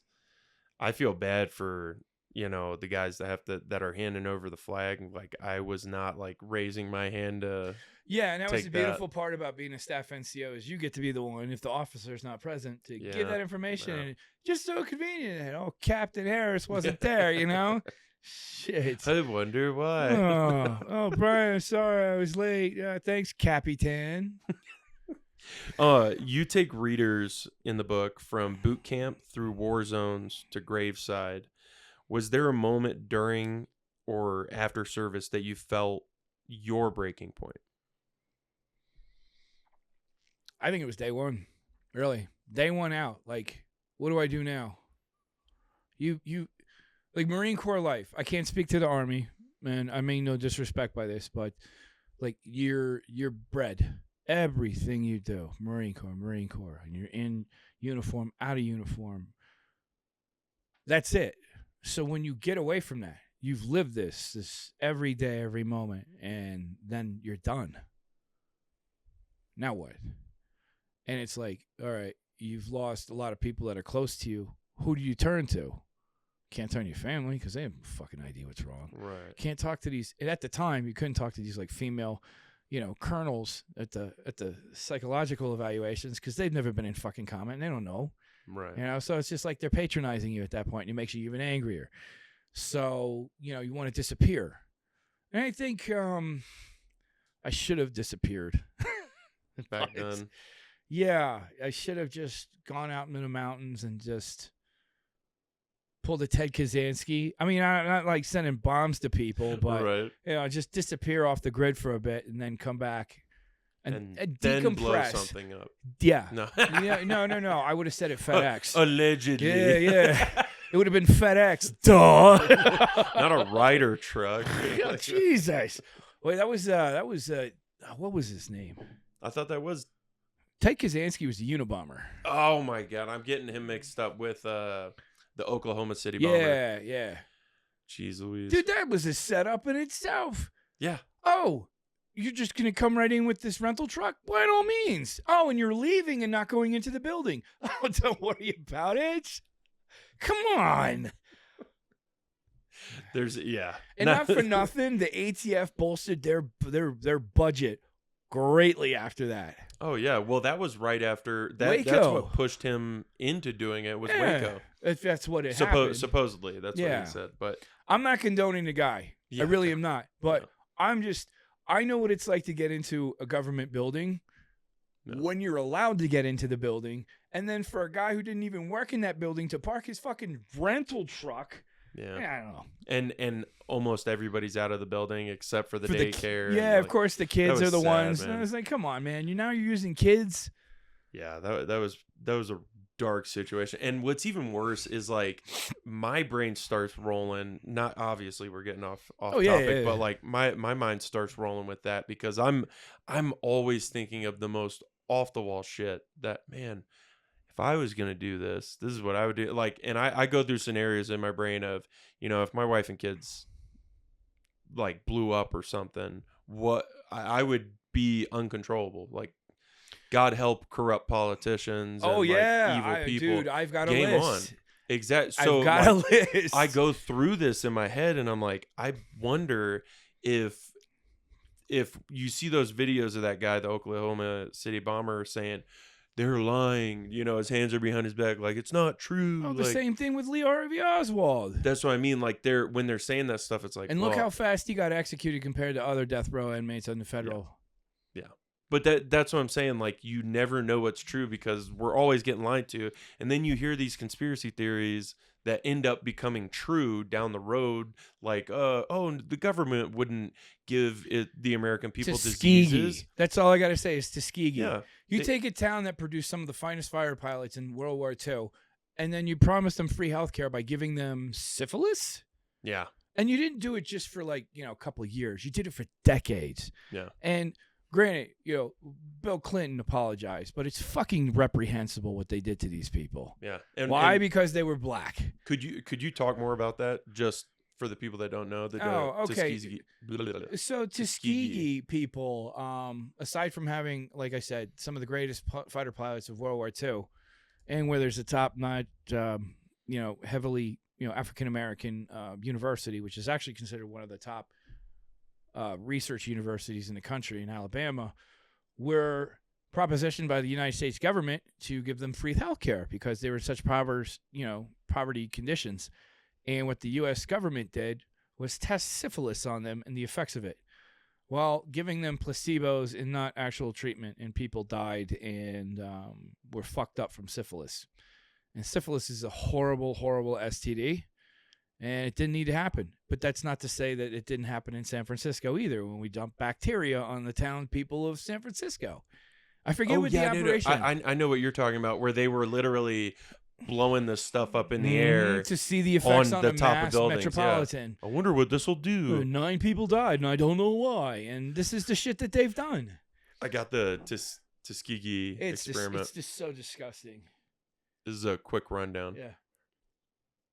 I want you to imagine that you're in the shoes of this person. You're being offered free medical treatment by a team of doctors that work for the U.S. government.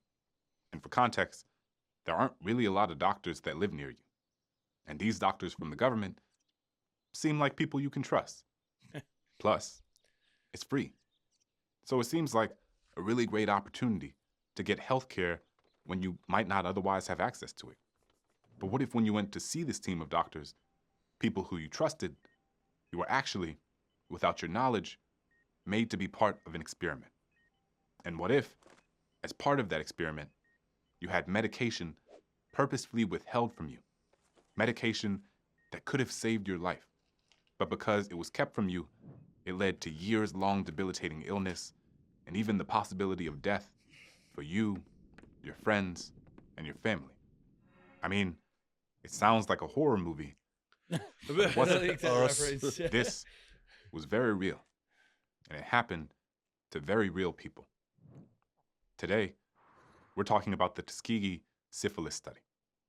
Let's start the show. Yeah, it's It's nuts, man. And imagine being God, of course it's got to be like all book and shit.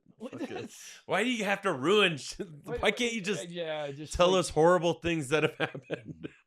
Yeah, everything's got to be a political statement. It's just imagine being back then. Imagine being like a scientist or a doctor back then that's wanting to speak out. Let's say you knew about this study that's going on and you're running around to the news agencies or newspaper, like, back then it was like breaking news, some kid yelling on the corner of a street. But imagine being one of the people that are trying to let people know about this, and you're screaming and yelling from the mountaintops and people are looking at you like you're crazy. Like, how is that not what we're doing now, where people are trying to, there's a lot of liars out there, don't get me wrong, but and you're able to disprove them a lot quicker than they were back then. But but they were called crazy then, conspiracy theorists. Mm-hmm. And you should hear what they also did to the Native Americans. Oh God. Native American women were sterilized. They were given free health care and they were sterilized. We uprooted their tribes, put them on lands that weren't their own. and everybody says Mount Rushmore, and I sit there, I look. You say it's a wonder. I say it's an insult to the fucking Indians that lived in that area because you just marked their territory with our people. Like, you stole the land from them and you put our people there. You know what I mean? Like, that's a big FU in their face. But they used to take them out of the tribes, put them in the, Christian-based schools, and then they also sterilized the women so that they couldn't reproduce. How did they sterilize them then? Oh, it was just medication and stuff. There's a show you should watch that's really well done. It's called Dark Winds, and it's like 3 seasons. Now, normally I would say that Robert Redford, being a producer of it, it's usually well researched. It's not just like, oh, he's putting his ideals in it. He actually provides substance to it. Right. And it's got Native American actors, Native American directors. So real Native American actors? Real. Not a white guy with a bunch of paint on. Not Elizabeth Warren. No. The guy who did the old Native American commercial where like they're throwing trash on the highway and like it pans to him and he's got a tear going down his eye. That was some Italian. So 80s, yeah. That was some Italian dude. Yeah, and like the guy Dos Equis dude, he's a Jewish guy from New York City, you know. The most interesting man in the world. By What the way, I do. By the way, he was a part of my name's Mossad. Al Berkowitz from Queens. How you doing? Hey, it's terrible. And I mean, we're not even talking about MK Ultra yet. Right. And just like Manson was an MK Ultra. Whitey Bulger, MK Ultra. Are you sure he was MK Ultra? Yeah, I knew he was an wanted informant. to get out of prison early, so he was on Alcatraz, and they offered him this, and they gave him all sorts of shit, and he was all fucked up. Hence, Was the that after? No, it was before he went into the like I'm a crime boss mode. He was a criminal, but he was slowly working his way up, and I forget what he did he was to a get. part of MK Ultra. Yeah, he was one of the first people. He volunteered. Huh. He said, "Yeah, if this gets me out of jail early." I knew he was one of the informants for like the FBI or something. He was using that as an excuse or like a way to get away with everything. The guy he was working with in the FBI was a guy he saved somebody. He was getting the shit kicked out of him by like 7 kids, and he walked up to them and broke it up and says, "You're gonna keep doing this?" And they all ran away.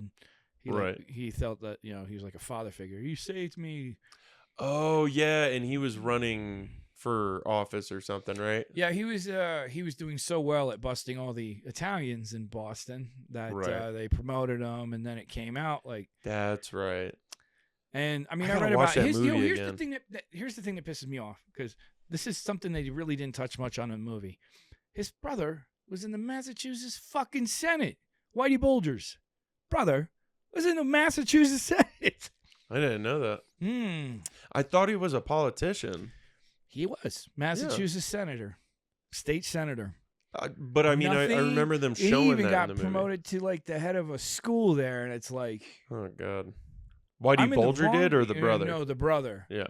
Like, I'm sorry, you're cut from the same fucking cloth, dude. Right. One's a politician, so that means you're just a clean criminal, and the other one means like I'm a fucking underworld boss.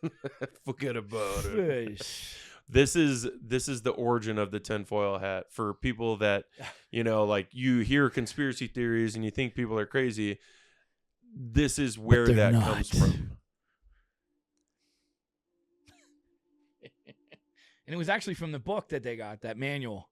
Oh, I didn't know that. Yeah, so they were reading the manual. No, this is the wrong video.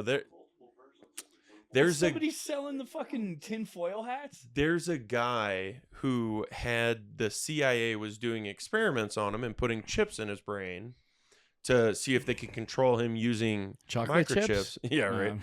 Using microchips. And the only way he could keep the buzzing and noise to stop was to wrap his head in tinfoil. Mm-hmm.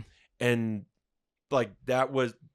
People say, "Oh yeah, he's crazy because he's got a tinfoil hat on," and it's like, no, this is from a real CIA or whatever 3-letter agency group doing experiments on a guy who tried to stop the noise in his head with tinfoil. So like, you're making fun of a conspiracy theory by using a real conspiracy theory that turned out to be true. Yeah. Well, you I don't gotta know also what that was. watch out because the NSA and the CIA do have people that are purposely disinformation people, but sound like whistleblowers, and those are the ones that you see regularly in the news. Like one of them talks to Chris Cuomo a lot, and I'm like, this dude's been confirmed by a bunch of people that I know to be a full scumbag. And he says I'm a whistleblower for the NSA. I was like, no, you're an information provider by the NSA. And I forget what his name is, but he's got like a white goatee. He's just a douchebag. You can read it. Right. I mean, we who've served for the government know that this dude's a douchebag, but everyone's like, oh my God, he's a whistleblower. I'm like, no, he's not. He's feeding you information to distract you from the real thing. What's really happening? Right. UAPs, whatever the fuck they're called now. Segue for that. Oh, dude. Talk about this book. Oh, so this doesn't have UFOs in it. Well, it does. Maybe it doesn't. Does it? It could. So this is a short story I wrote called, I'm actually writing a anthology called Stories from the Quad, because I always thought, when you're in the quad at whatever the dormitory or whatever, you always have like people sitting around telling stories and shit. But this one's called The Flux in Time. And it's basically about, 4 friends who are PhD candidates or PhD people that are making a bet about like when the history of civilization comes, because mainstream science says it was only 6,000 to 7,000 years ago, but you have rocks that were cut in perfect shapes, like in Machu Picchu or whatever. I forget the Pika Pika. Wait, that's Machu Picchu? Machu Picchu. Yeah. And then there's other places that are 14,000 years ago where they're perfectly set and you can't even slip a piece of paper between them. So the contention is that, all right, the civilization, mainstream science is like saying, okay, 6,000, 7,000 years ago. So they want to make and then the bet is $40 that they can figure out what were they aliens? Were they helped out? Was there a superior group beforehand? Do you think that's what it was? Like a civilization that came from like Mars or something after or before it destroyed itself, and then they flew here on a ship, crashed, and then... Well, you see the side of Mars? That's a gouge. That's an ELE right there. That's an extinction level event. So if you had the technology to leave, where's your closest habitable planet? Right. And I don't even know when that happened. I would agree with that. But I mean, mainstream science will tell you, no, they can't break faster than light, unless you're a quark. A quark can go from point A to point B faster than light. So that law is broken, and the laws only exist for human beings. Could you explain that? Our laws here on this planet, our physiological beings, cannot go faster than time or faster than light. But molecules can. They can go like a quark can be here and there faster than the speed of light, and they can maneuver the same way, communicating in essence. So I'm probably not the best person to break that down. I can talk about magnetohyperdynamics and stuff like that, but when it comes to this, these are laws for us, on us alone. Now, this doesn't mean that another species, and this is where my theory comes in. We're all human beings throughout the universe. We're just different variations. So I think the movie 65 million years ago with Adam Driver in it kind of painted a good picture on my theory, because I was like, holy fuck, somebody else thought of this. What is it? So he's a humanoid. He's a human being from another planet, but 65 million years ago, but it's an advanced society. He, through the course of traveling through the stars, ended up getting crashed on Earth. Right. And he has to save these people and get off the planet before this big comet that they see coming down hits the planet. And I was like, this is what I've been saying for fucking years. That if we are the skinnies, right, we're at an atmosphere that's half of ours. So our gravity is not as powerful, so we're taller. We're going to be taller. I mean, if you grew up on the Kuiper Belt, you'd be fucking long, and 8 feet would be normal. You'd have elongated eyes because you can't see much light. And that's just kind of where I'm at with that. Like, if you're a big Earth that's twice the size, you're going to be shorter. Little gray men. You know what I mean? Right. So I think we all have the same DNA. We're just in different stages. And then there's fifth dimensional beings. There's fourth dimensional beings. And Carl Sagan talks about that. So right now, this is a one-dimensional. Right? Now this is two-dimensional because you can see forward and across. This is three-dimensional because it goes up, down, forward, backwards, left, right. Fourth dimensional, we're not going to see because we don't have the ability to see it yet.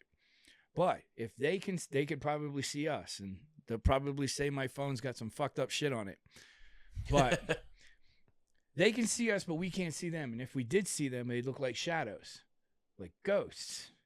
So they'll be able to step into our world without us seeing it. And what does a fourth dimensional creature look like? I have no idea. But if you've ever seen a tesseract, that's what your model of structure is going to be. So it's going to be weird looking.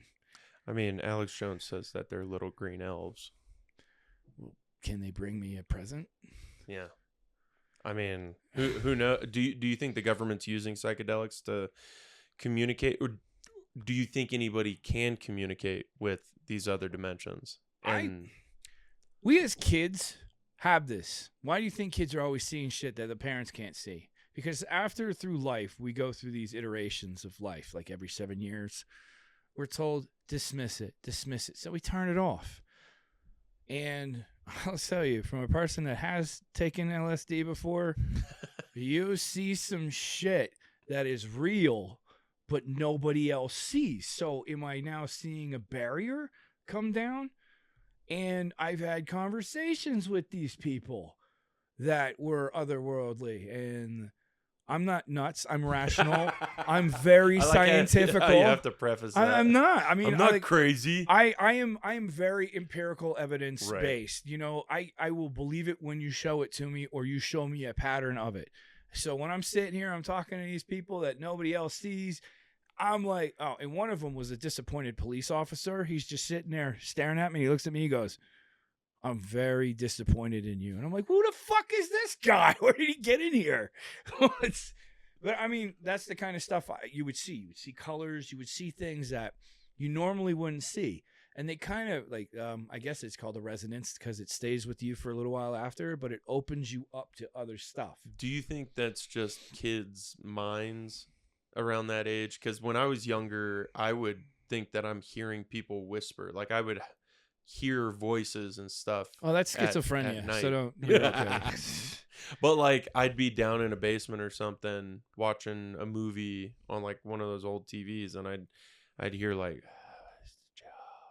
whispers and stuff, thinking my brothers are messing with me. Or like when I was a toddler, I would freak out thinking Chucky the doll is coming after me, and like I can see it when the lights are off, and like, so in my mind, I'm looking back on that thinking, you know, I'm a kid, obviously some trauma involved in a lot of that, but like when I think of what you were saying, I'm thinking of, you know, it is in a lot of kids' heads, but I could totally see, you know, the people that are saying they see ghosts or whatever it may be, might actually be seeing something in a different dimension, especially if they're on like LSD or DMT or something like that. Yeah, and say you do believe string theory. I mean, there was a show in the 90s called Sliders, and it's absolutely sensible. All right, up until the third season. Okay. Up until the third season, it was really good. And so, yeah, and still they got to that one girl, that was the Marine captain. She just ruined everything. She was the Domino's girl. She was terrible. She's hot. Like, yeah, she was, but that's all she was. She was a terrible actor. Grilled cheese, a Slurpee. Wade, what was his name? Rembrandt, Professor Arturo. What are you talking about? You're nothing to me because you're an imbecile.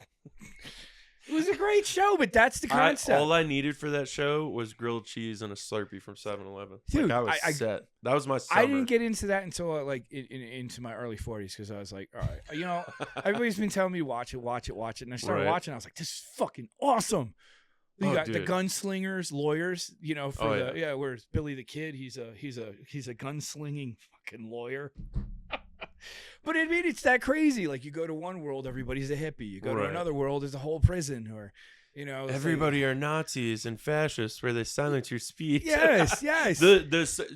So then you see this stuff going on now, and you're like, okay, you guys obviously haven't seen Sliders. You guys obviously haven't seen what's that other Do Not Adjust Your TV. Oh, Outer Limits. Outer Limits. Outer Limits. That's on replays on Prime. Yeah, they do. They have talked about all the stuff that people are allowing to happen now in these shows, in books, Yeah. Orwellian level things, but they think that what they're doing isn't that, like, oh, I'm on the good side. And it's like, dude, No, you're all... and speaking of Orwellian, if you go back to Animal Farm, why did they kill the pig?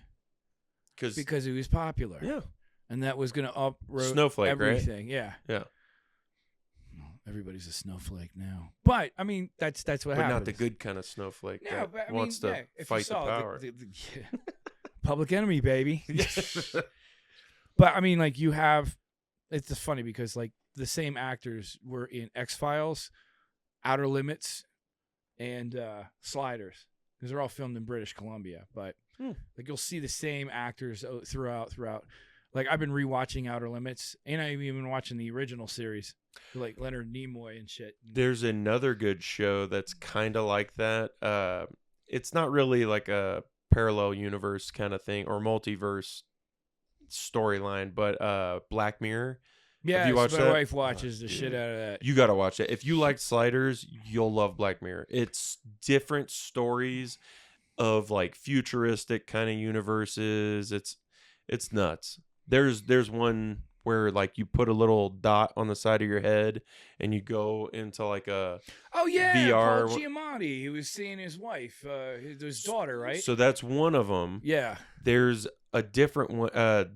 I think you're thinking of one of the newer episodes, but there's one it where was a like, brand new episode. yeah, they can go into a video game and be a character, and it's these two black dudes that like grew up around each other or something. They were best friends, and they're playing video games, playing Street Fighter or whatever, and now they have it on this virtual reality thing. So they put that on and they go into the game, their eyes roll back, and one dude is this like hot Japanese chick, and the other guy is like this hot guy Japanese guy. Yeah. And like they both have their own characters, and they start fighting, and then they're just chilling, and then they like start making out. Oh. And then they start getting it on. Yeah, it's a mind fuck, because then finally they wake up and take the game off, and he's like, oh fuck. But like they keep meeting up in the game late at night, like, oh, I'm just gonna go play the game with my buddy, and they meet up and fuck. It's, dude, Kind of speechless. oh dude, the episode itself is hilarious because they're like, I ain't gay, I ain't doing that. Well, Like, technically you're not. I mean, it's but who's the girl? that's what that's what I'm saying. Like the game, the girl is the dude, the buffest dude that is like, it's hilarious. Will you ever notice how they always have the video games with dumpster sluts? Like it's always like a guy fully dressed, but the women are dressed like these disgusting slut mags. Yeah, And short skirts. Yeah, and skimpy it's outfits. coming. Interesting thing that my wife and I watched the other day was about the robots, and she's like, "Why are people doing this?" I was like, "Because some guy right now is looking at that saying, I want to fuck it,' and that's why they can talk now. But can you fuck it? Can you turn into a fucking hoagie? Can you turn into like some Swiss cheese? I don't know. That's more important for me. But a robot, dude, like, how are you gonna clean it? Is first off, but Dishwasher. why would you? Just like you press Really? a button, it pops out. You just throw it in the dishwasher. You can do different sizes. Bing, bang, boom. You get the ShamWow guy to do the commercial. Uh, You just finish your job. You pop that thing out. pop Bam, the pow. nuts, pop the nuts. Yeah, that's where we're at. I mean, have you seen the sex dolls now? Oh yeah. Okay, not that I look, but I look often. But it's just like I'm like, where are we at now? And then I look, and I'm like, Not much longer. It's how gonna much look. is that? It's gonna look like it's gonna look like that chick up on the poster. Yeah, no, I mean they're at that. Just- They're at that point. But she can walk, and you can tell her if you want her to talk, and like if she does talk, she just talks to you about Joe Rogan podcast and Sean Ryan podcast, and Yeah, you it's like- you guys just go back and Did forth. you hear? Did you hear Soto hit a grand slam today? Oh, Roger Clemens is pitching tomorrow. Oh, You're talking to your wife like, oh yeah, me and Brittany. You mean the doll? Like, yeah, she has a name. She's been doing an awful lot of cleaning in your bedroom. Well, you've had an awful lot of headaches, so not my This is fault. terrible. It's just terrible because that's where we're headed. That's where we're headed. We're headed to sex.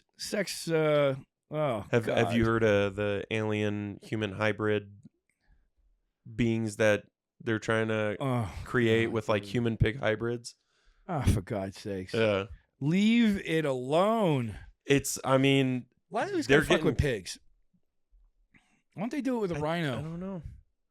It's pigs and goats and donkeys. Poor little things. Oh, dude. The who's that one car guy? He's a British car guy, and he did some documentary or show out in it wasn't Venezuela. It was somewhere like that though. Ricky And- Gervais? No, not Oh, Ricky Gervais. right. Older white guy. The Gears Gear, guy, yeah, from the Gears Yeah. thing. And he's somewhere out in the sticks in one of these countries, and they're talking about this chick is translating and says, "Oh yeah," and then he boned the donkey, and he goes, "Oh, I'm sorry, what'd you say? Can you repeat that?" And she goes, "Yeah, he said that they have relations with the donkey," and he goes, "Do all of them have relations with the donkey?" And she asks them, and then she starts giggling when they answer, and she goes, "Yeah, they said all of them do. It's like the first piece of ass that they all had." Yeah, it's people when you have nothing but sticks and rocks and I would make shit one like out of sticks and rock before cut I a hole stick in it. Yeah, you know what I mean though. But like, that poor there's donkey. Oh man, that's that. you're always gonna have some group of people that will do anything. Well, Ricky Gervais and Bill Burr were talking about this. About Oh, God. like, Bill Burr likes the internet, and Ricky Gervais is like, I hate the internet. It's the worst thing that's ever happened. He's like, because before pig fuckers were just to themselves. And they Now knew, there's a community. Yeah, and he's like, they used to stick to themselves. They knew what they were doing was bad, but now they have a community of pig fuckers fucking pigs, and now they can get together and pig fuck. And then it's just like, he's doing it in typical, style that he does. It was hilarious. I mean, that's the truth of it, though. Like, catch a predator, no matter how many predators they catch, You're not going to still catch them all. 1,000 more. Oh yeah. These are guys that had the intent that haven't gone through with it. Then you have the others that have already gone through it that you're not going to catch because they know better. That's just like, Yeah, God, it's. man. I don't think that any of that's going to change until. Oh, it's because they're all in laws. prison. They're all in office. Well, I mean, that's Hollywood, right? Because no, I definitely think that there's a look group at Justin of people, Bieber, that poor Corey guy, man. Feldman, Corey Haim. They did all Bieber these kids. so dirty, man. Well, they did Feldman pretty dirty too, because he went on Barbara Walters and she sat there and lambasted him. Says, "Why would people who are executive producers of movies want to touch children?" Wow, spokesperson for Epstein Island. Wow. Like, I mean, I watched it and did just him pretty disbelief. dirty. Look at what they did or look at what's happened to one of the other Corey that's still alive. That dude's like a mess. That's man. Feldman. That's Feldman. Oh, I thought Haim was the dead one. That's right. Yeah. Haim was just like a drug addict. He's not helping his situation though. He looks like he's crazy. Well, Doing Michael after Jackson that shit, impersonations. yeah, dude. And Michael Jackson, I don't believe that he touched the children. I Right. just think he was a child. He's just a child Yeah. inside a man's body, and that's what it was. You go to your friend's house, you hang out in a bed. You sleep in the same bed, but you don't hug your Right. buddy. It's just like that's what you used to do when you were a Ugh. kid. I'm not saying it's Yeah, right, yeah. but I don't think he was a molester. And if somebody came at me with molesting, I don't give a fuck if I go broke. You're not getting a penny. And then after I'm done with the court, I'm coming for your family. Oh, you mean if Michael Jackson was like paying people going off of what these guys because he are didn't want to saying? deal with it. Yeah, And I'm like, $53 million is a lot of money to not deal with it. But I mean, But he had billions of he had like $1 billion, Yeah. so it was nothing to him. So that's why he was like, I'd rather do that. And then I'd be like, no. It's like Yeah. Mark Cuban against the IRS. It was only $241,000, but he spent $3 million fighting the IRS. He's like, it's the principle. Mm. Like, I don't owe you that money. I'm not going to pay you that money. I don't give a fuck how much I have to spend. You're not getting that money because I don't owe it. You messed up, not me. And he won. He won, but it cost him $3 million for $241,000. And that's what they do. They expect you to pay. So well, and then they find the best ways to make sure that you don't argue with them. You know, like, because even if you're right, they don't care. Like, you're gonna pay this small amount, or you could pay $3 million. Like you're saying he did. They'll give you a break if the bill's over $10,000. Yeah. If it's anything under $10,000, you're fucked. You can't work out a deal other than pay it back, or just say I'm not going to pay. But if it's over $10,000 or more, they're worried about you not paying because they feel that you have the income to say fuck it, I can leave. So they'll work it out with you, and you can talk it down.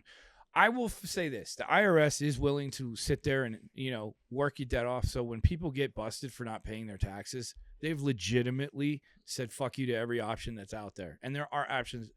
I'm not going to I don't believe in federal taxation, but they do work with you.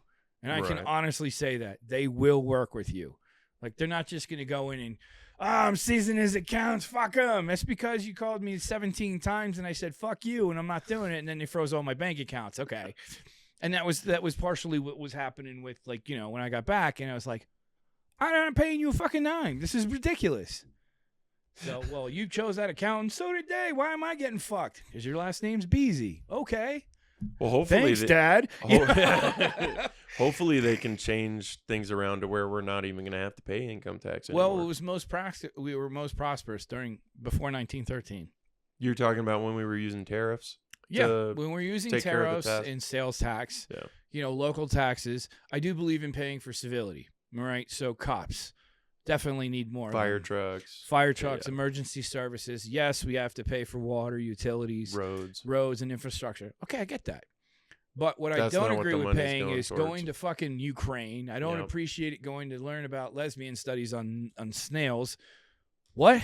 Like, what? What? Oh, dude, I'm right there with you. We have no say in what they do with our money. Why? Yeah. And then they go and take vacations on our dime. And I'm like, I want to blow you fucking people up. That's how I feel. And that's the other thing. Pussyfooting is the word. It's a real word. It means dancing delicately around the issue. Nobody fucking hits them. Like, hey, AOC, you and Bernie are going around the country talking about fighting oligarchs, but you still take donations from Mark Cuban, Mr. Schultz of Starbucks, and George Soros. So what oligarchs are we talking about? Is that how you... Yeah, oligarchs. Oligarchs? Oligarchs. Oh, yeah. I'm like, wait. I don't say that my pronunciations Jersey are... Yeah. But I'm just saying, it's like these are the people that fund them, and they're sitting there on protesting them. Right. Like, who's happy that you just fucked New Yorkers out of a way? Like, have you ever been to Long Island City, which is right across the 34th Street Pier and in the East River? I could use a boost. And she was happy when they said, nah, fuck you. Oh, you mean with Amazon going there? Yeah, dude, they peeled out of there quick. I would too. Yeah. Like AOC, her district, third world shithole. Yeah. Her place is a shithole. And like everyone's like, how do people vote for her? They don't show up. Yeah. But her numbers are going down election after election. But the problem is she's going to get there again. And then you're going to have her, Nancy Pelosi, and then you're going to have Elizabeth Warren, these fucking batshit crazy people, and then that dumb fuck Mitch McConnell who needs to go away. He just needs to go away. Do you think AOC and Bernie Sanders are going to be the next presidential I hope. team? I mean, she said that, like, we'll play for this deal, the new Green Deal, with money from the government and then taxes. What? What? And she's a bartender, dude. She did nothing else. And I'm not macking it because she's a female. I'm knocking it because she's a fucking idiot. She's a straight up idiot. Have you heard her debate people before? God, she sat there to a guy who's in law enforcement and said being an illegal alien is not illegal. Oh yeah. What? What, a RICO statute's not illegal. What? Or Homan. Yeah, it's like, dude, are you...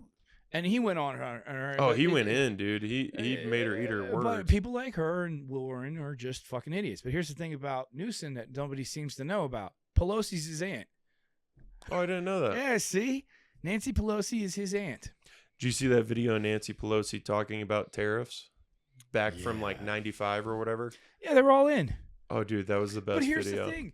Bill Clinton came in and did the exact same thing Trump did. He cut so many workers from the federal. He started tariffing the fucking shit out of everybody. Everybody was on board.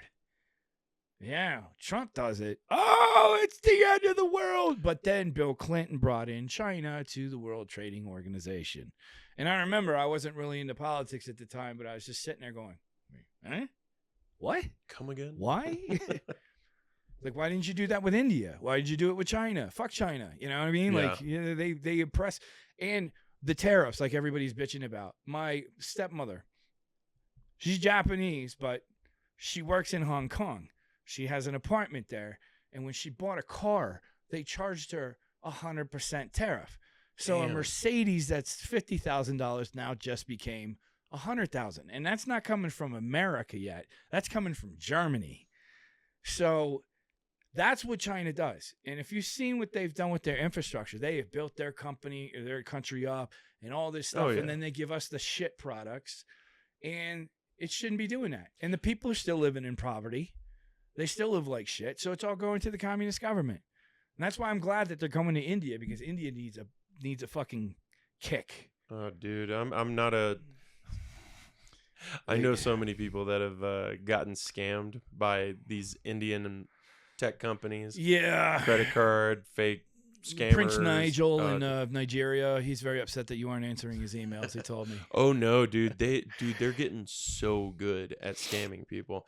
They got somebody that I know with Target gift cards and telling them that they owe however much in back taxes, and that if they don't, Yeah, but the IRS never calls you. Exactly. That's Well, the key. so That's no, the key. they call from they use the number app or whatever it is they're using to change the number that they're calling from And change to the tag number on well, it. they put the number that for the local police department near you.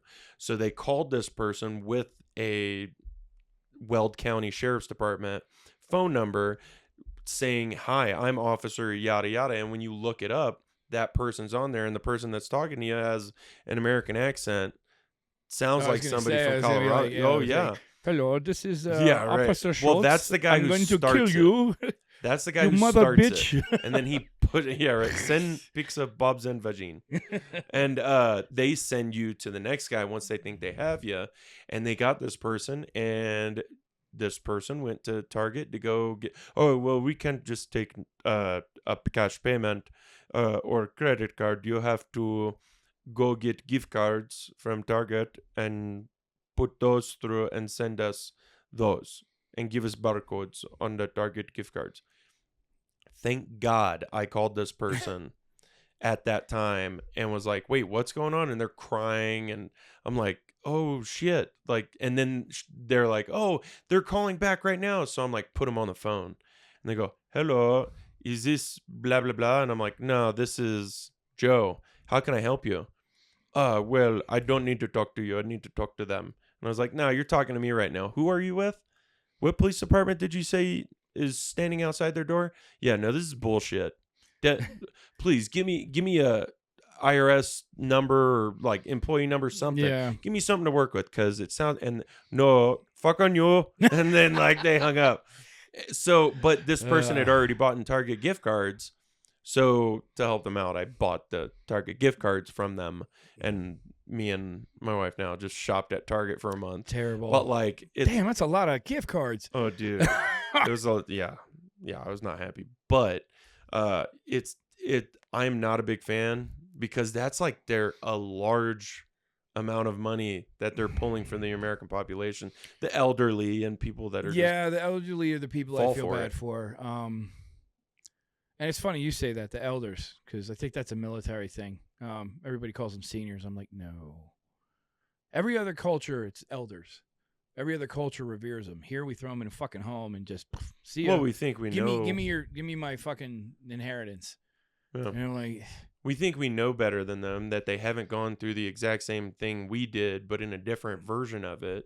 You know, history repeats itself over and over and over and over, and we're going to keep falling into the traps of, bankruptcy, the country going into bankruptcy. Like, I think it's gonna.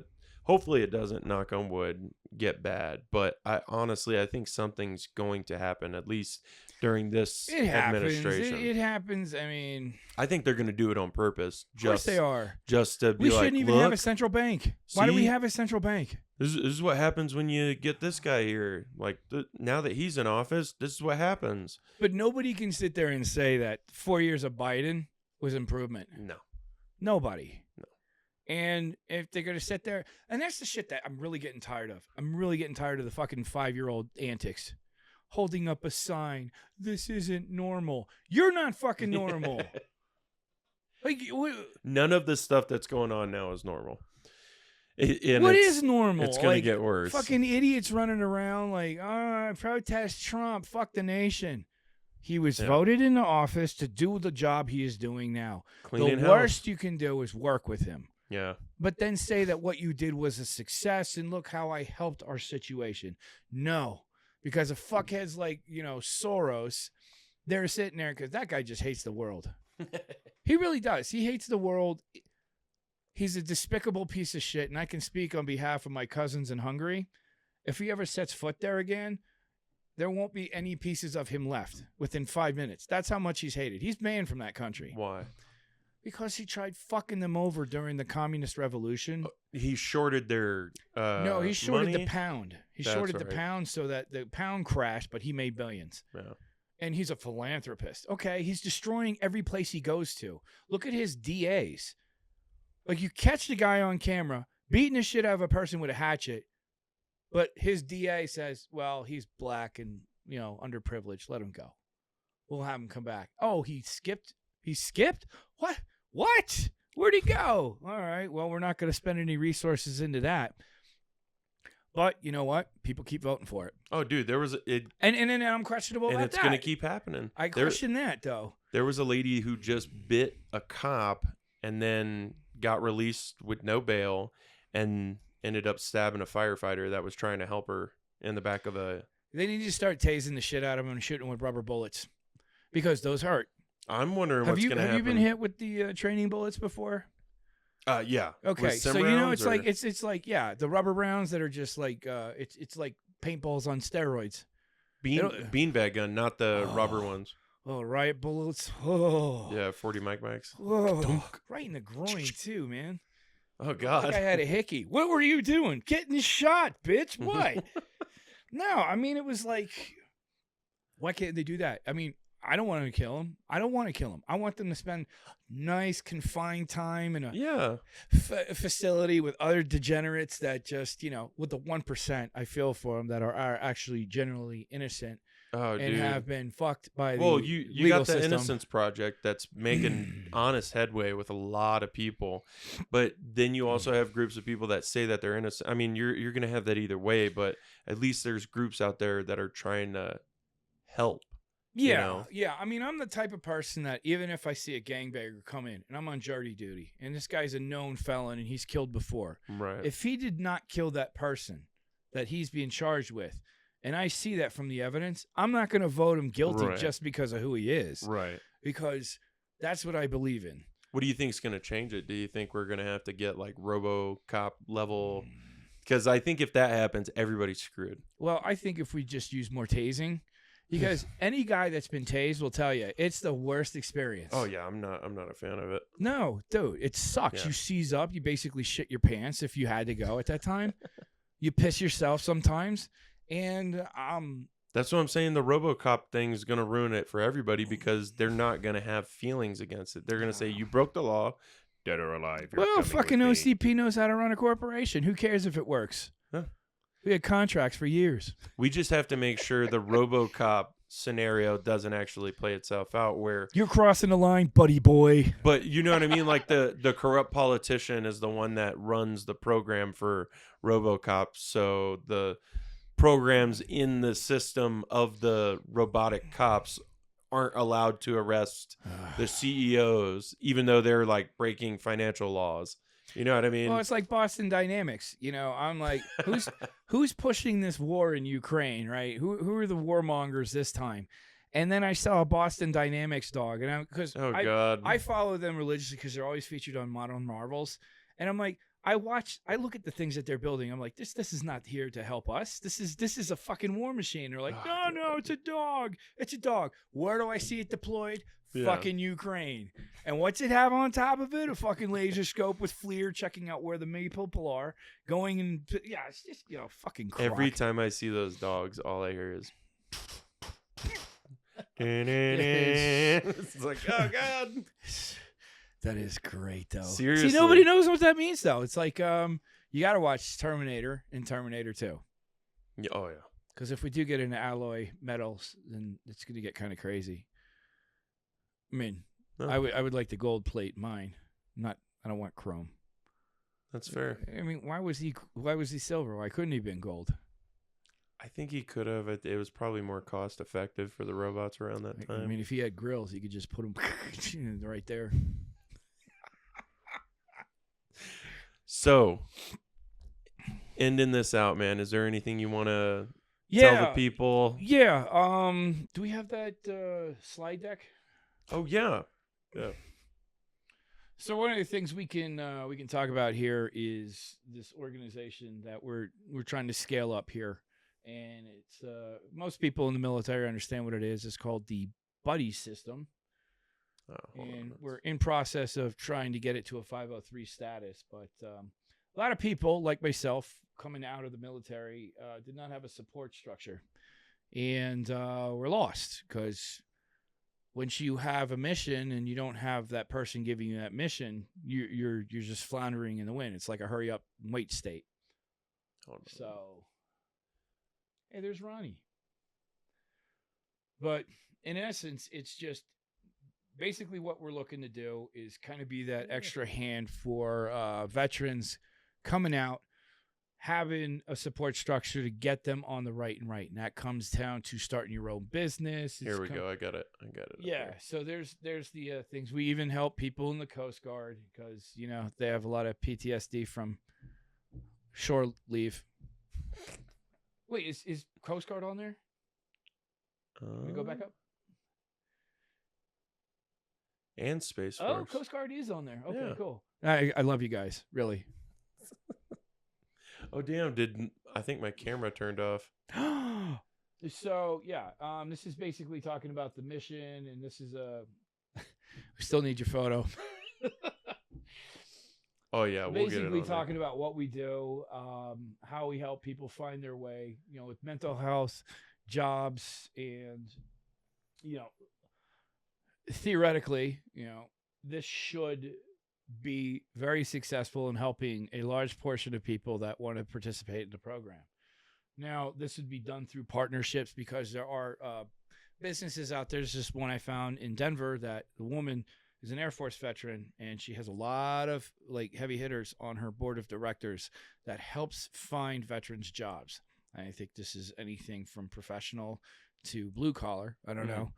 But my brother did hire one of the people from her program. So that's where the partnerships come in. And because we can't do everything, we can just guide them, get them into the VA benefits system, make sure that they're, taken care of with their disability, voc rehab if they need it, SBA loans, get them on a guide of grants for businesses, small businesses, things like that. Stuff that nobody told me a fucking thing about until I started going through the process. Yeah. And it was only then that I figured, okay, I didn't know this was available. This is because it's not advertised and nobody will tell you. And like I said, it was years before I figured out how fucked up I was with other people. Right. So, and I didn't know there was a VA benefits thing. I didn't know we could qualify for that or this or that. Man, it should be at the top. There it is. Right down. Like our mission. So empowering, this is our mission statement, is the empowering veterans with to confidentially navigate the civilian world by providing access to financial literacy education. Because I know that when I used to get bonuses and stuff, I used to spend them on hookers and drugs. But, try to show some financial discipline, which is very important for those of us coming out because we get some money and we don't know what to do with it. But this is what you need to know, like getting a place to stay, food, and all that shit. And that's something, again, nobody told me about. I took the MCI, Fundamentals of Marine Corps Finance. So whatever. But talk about that. College, trade school benefits. I mean, you can use your GI Bill to not just do college if you want to do a trade skill. Underwater welding. If you want to do demolitions. I think you have to get a master's of engineering for that because I wanted to blow shit up. I'm really good at it. But yeah, it's just saying that we're there to help guide people through that, and when they're getting into a comfortable space, that they can go off on their own and hopefully, you know, if not counsel or mentor other people, use us as that building block to get it. And I would ideally love to get this in front of taps and temps because nobody gives a shit about taps and temps. And the only thing I learned about that, and I think I've said this to you before, is what I would do to not get the job.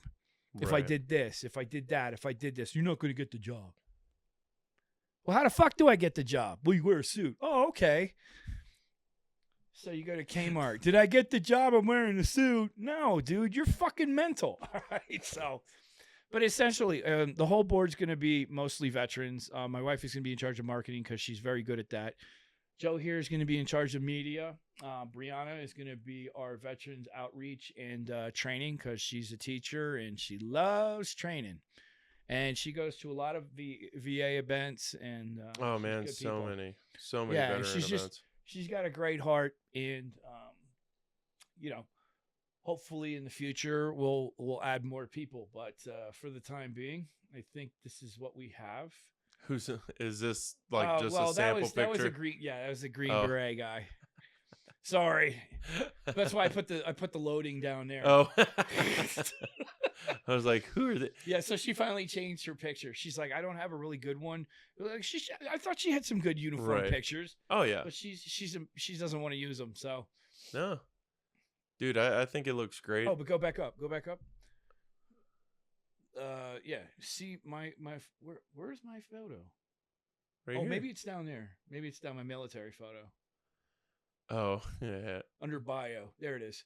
Yeah, that was me at 19. Look at this sexy young man. No, wasn't it? And that isn't a full coat. It was like this little thing that they put over your shoulders, and it velcros to the back. But it looks like a real thing, and it only goes down to here. I didn't know that.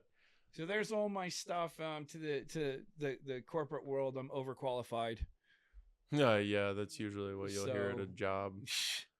I've got pretty much every certification in project management you could probably get. I don't like PMP because it's a waste of money. I've had it once. I'm not getting it again. $450 to renew. Damn. And if the company ain't paying for it, I'm not getting it. It's a horrible, horrible system. But yeah, so all that's just basically kind of giving me a compendium of knowledge, if you will, to put it together and kind of start structuring this. So I think it's great. Yeah. I'm really excited to see what we can do with it this year. Yeah, and I mean, I'm going to be out there trying to hammer people like Gabe Evans or liberal politicians that want to make themselves look good. And I think that's every politician. You know, say, hey, look, you'll get our endorsement. You did this for us. Right. Give and play, like the Reagan and Clinton kind of relationship. And maybe they do give a shit, but I mean, we've dealt with enough politicians that we know better. So right. No. There it is. Is there any other shout outs? Give a shout out to Joe. No, I'm just any groups or anything like that before we cut it out? Pam Vets. I think that's an important thing. At the Golden Corral over in Loveland. Every Saturday at 8:30. If you can get a chance to go there in Loveland, I recommend it. And I think it gives, if you see some people there, it gives them hope. So much. I think that guy that was at our table was just this statue right here. I actually just got that there this weekend, so I would recommend anybody to go there. They're amazing, and the people there are loving and caring and genuinely just want to see. This is a serious statue, so pew pew. Yeah, it's nice. It's nice that they do that. For all new members, if you want one, they'll make one for you. But I think I think it's a great thing to have because you don't realize how many people there. Oh, dude, there were. We just do this there's going to be 13 people that show up, and then there's right around the fucking block. I couldn't park. No, and it's an excuse for people to show up too. Like Yeah. that's the big thing for a lot of these Like guys. Jason goes there. I mean, we have the Masonic Lodge, but and that's who we should also recruit. Like police officers, emergency people, lawyers, doctors. That's what I had back in Jersey at my lodge. Yeah. And that was a big chunk of them. And I'm excited to learn more about that. It'll bring I think it's required watching that you watch National Treasure, the first one. But then, once you get into it, you're like, what the fuck are you people talking about? Like every time I see these conspiracy shows, I'm just like, just so we know, I'm a master Mason. So it's just like listening to these shows. It's like, fucking, what you people coming up with? Like, where do you get your information? Yeah, they'll do some of the recitals correctly, but it's like you don't understand what they're talking about and you're doing it incorrectly. And it's just, but when you get there, you go through the different levels. You're like, oh, so that's how we're gonna fuck up the world. No. Yeah. I'm excited to have him explain it more because all I have is like a cursory understanding. Yeah, and that's essentially what it is. And if everybody thinks we're such a secret society, why do we mark the outside of our lodges with big bright letters and lights? Come in.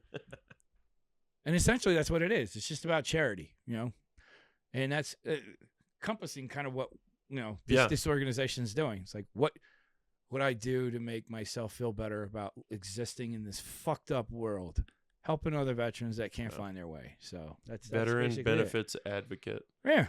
I really appreciate you coming on, man. Absolutely. You've been great.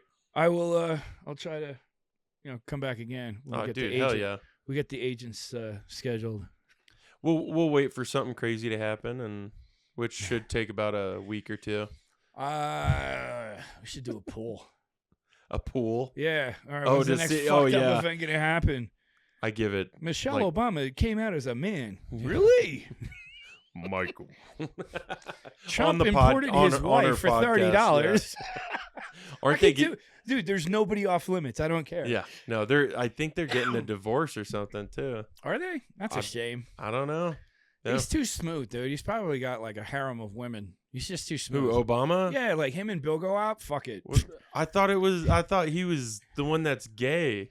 Is he? Yeah, they're maybe. Supposedly some dude came out, went on the Tucker Carlson show and was talking about how Obama was smoking crack with him and doing stuff together. Well, I mean, if you think about it, why can't you find one roommate, one friend from college? Where are they? I don't know. I mean, all right, I'm not feeding into this. I know we're gonna go. No. I'm not gonna go into the birth certificate thing, but it was kind of weary to me. Like I was just like, okay, enough of this shit, right? But then they showed his birth certificate, and it was like in crayon almost. But it said Republic of Kenya, and I'm like, Kenya wasn't around when he was born, so if you're born in the Soviet Union, your birth certificate says the USSR. It doesn't say the Republic of Russia. I just thought that was odd. And then why would you make it a state law in Hawaii that you can't ask for his birth certificate? Like, fuck you, I can too.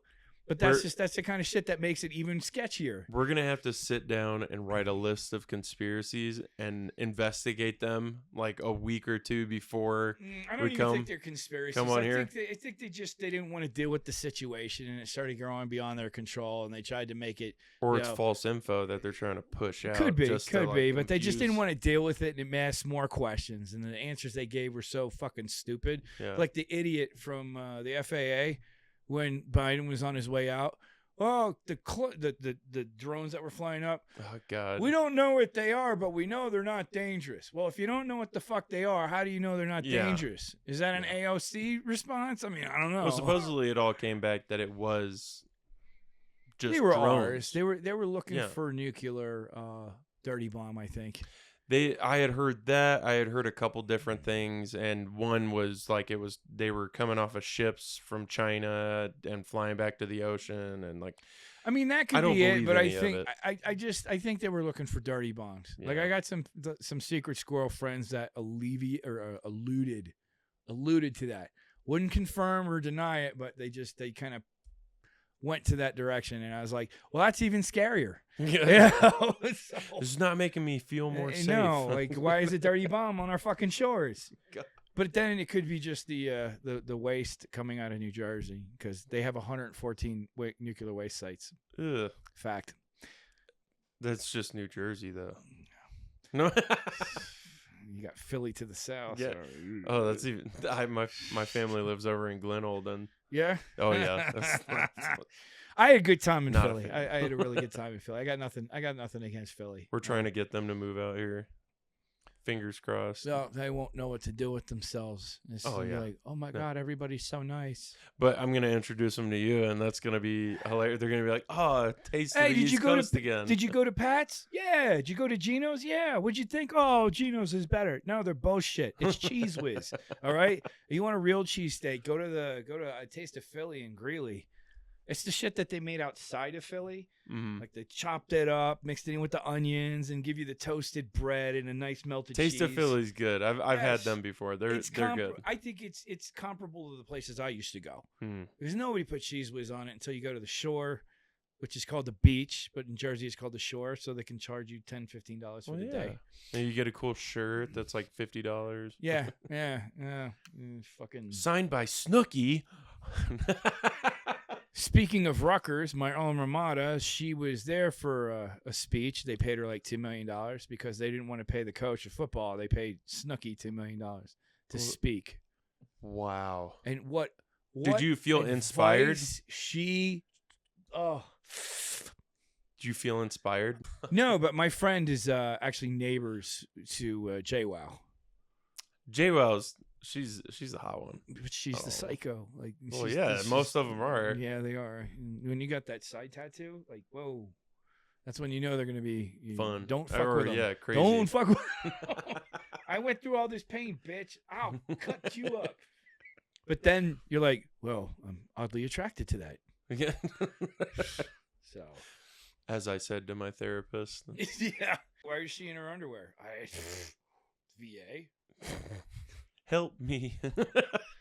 Thanks for coming on, Yeah, man. I really absolutely. appreciate it, and any excuse I can have you on here, I'm game on. So I look forward to having Say you when. on again, man. Say when. Absolutely. I love shows. and getting this thing going. Yes. Super excited for it. Yeah, so like next week I'm going to be going through, see what our next steps are, finalizing some paperwork and shit, and then get us finalized for that 503 so we can start spreading the word.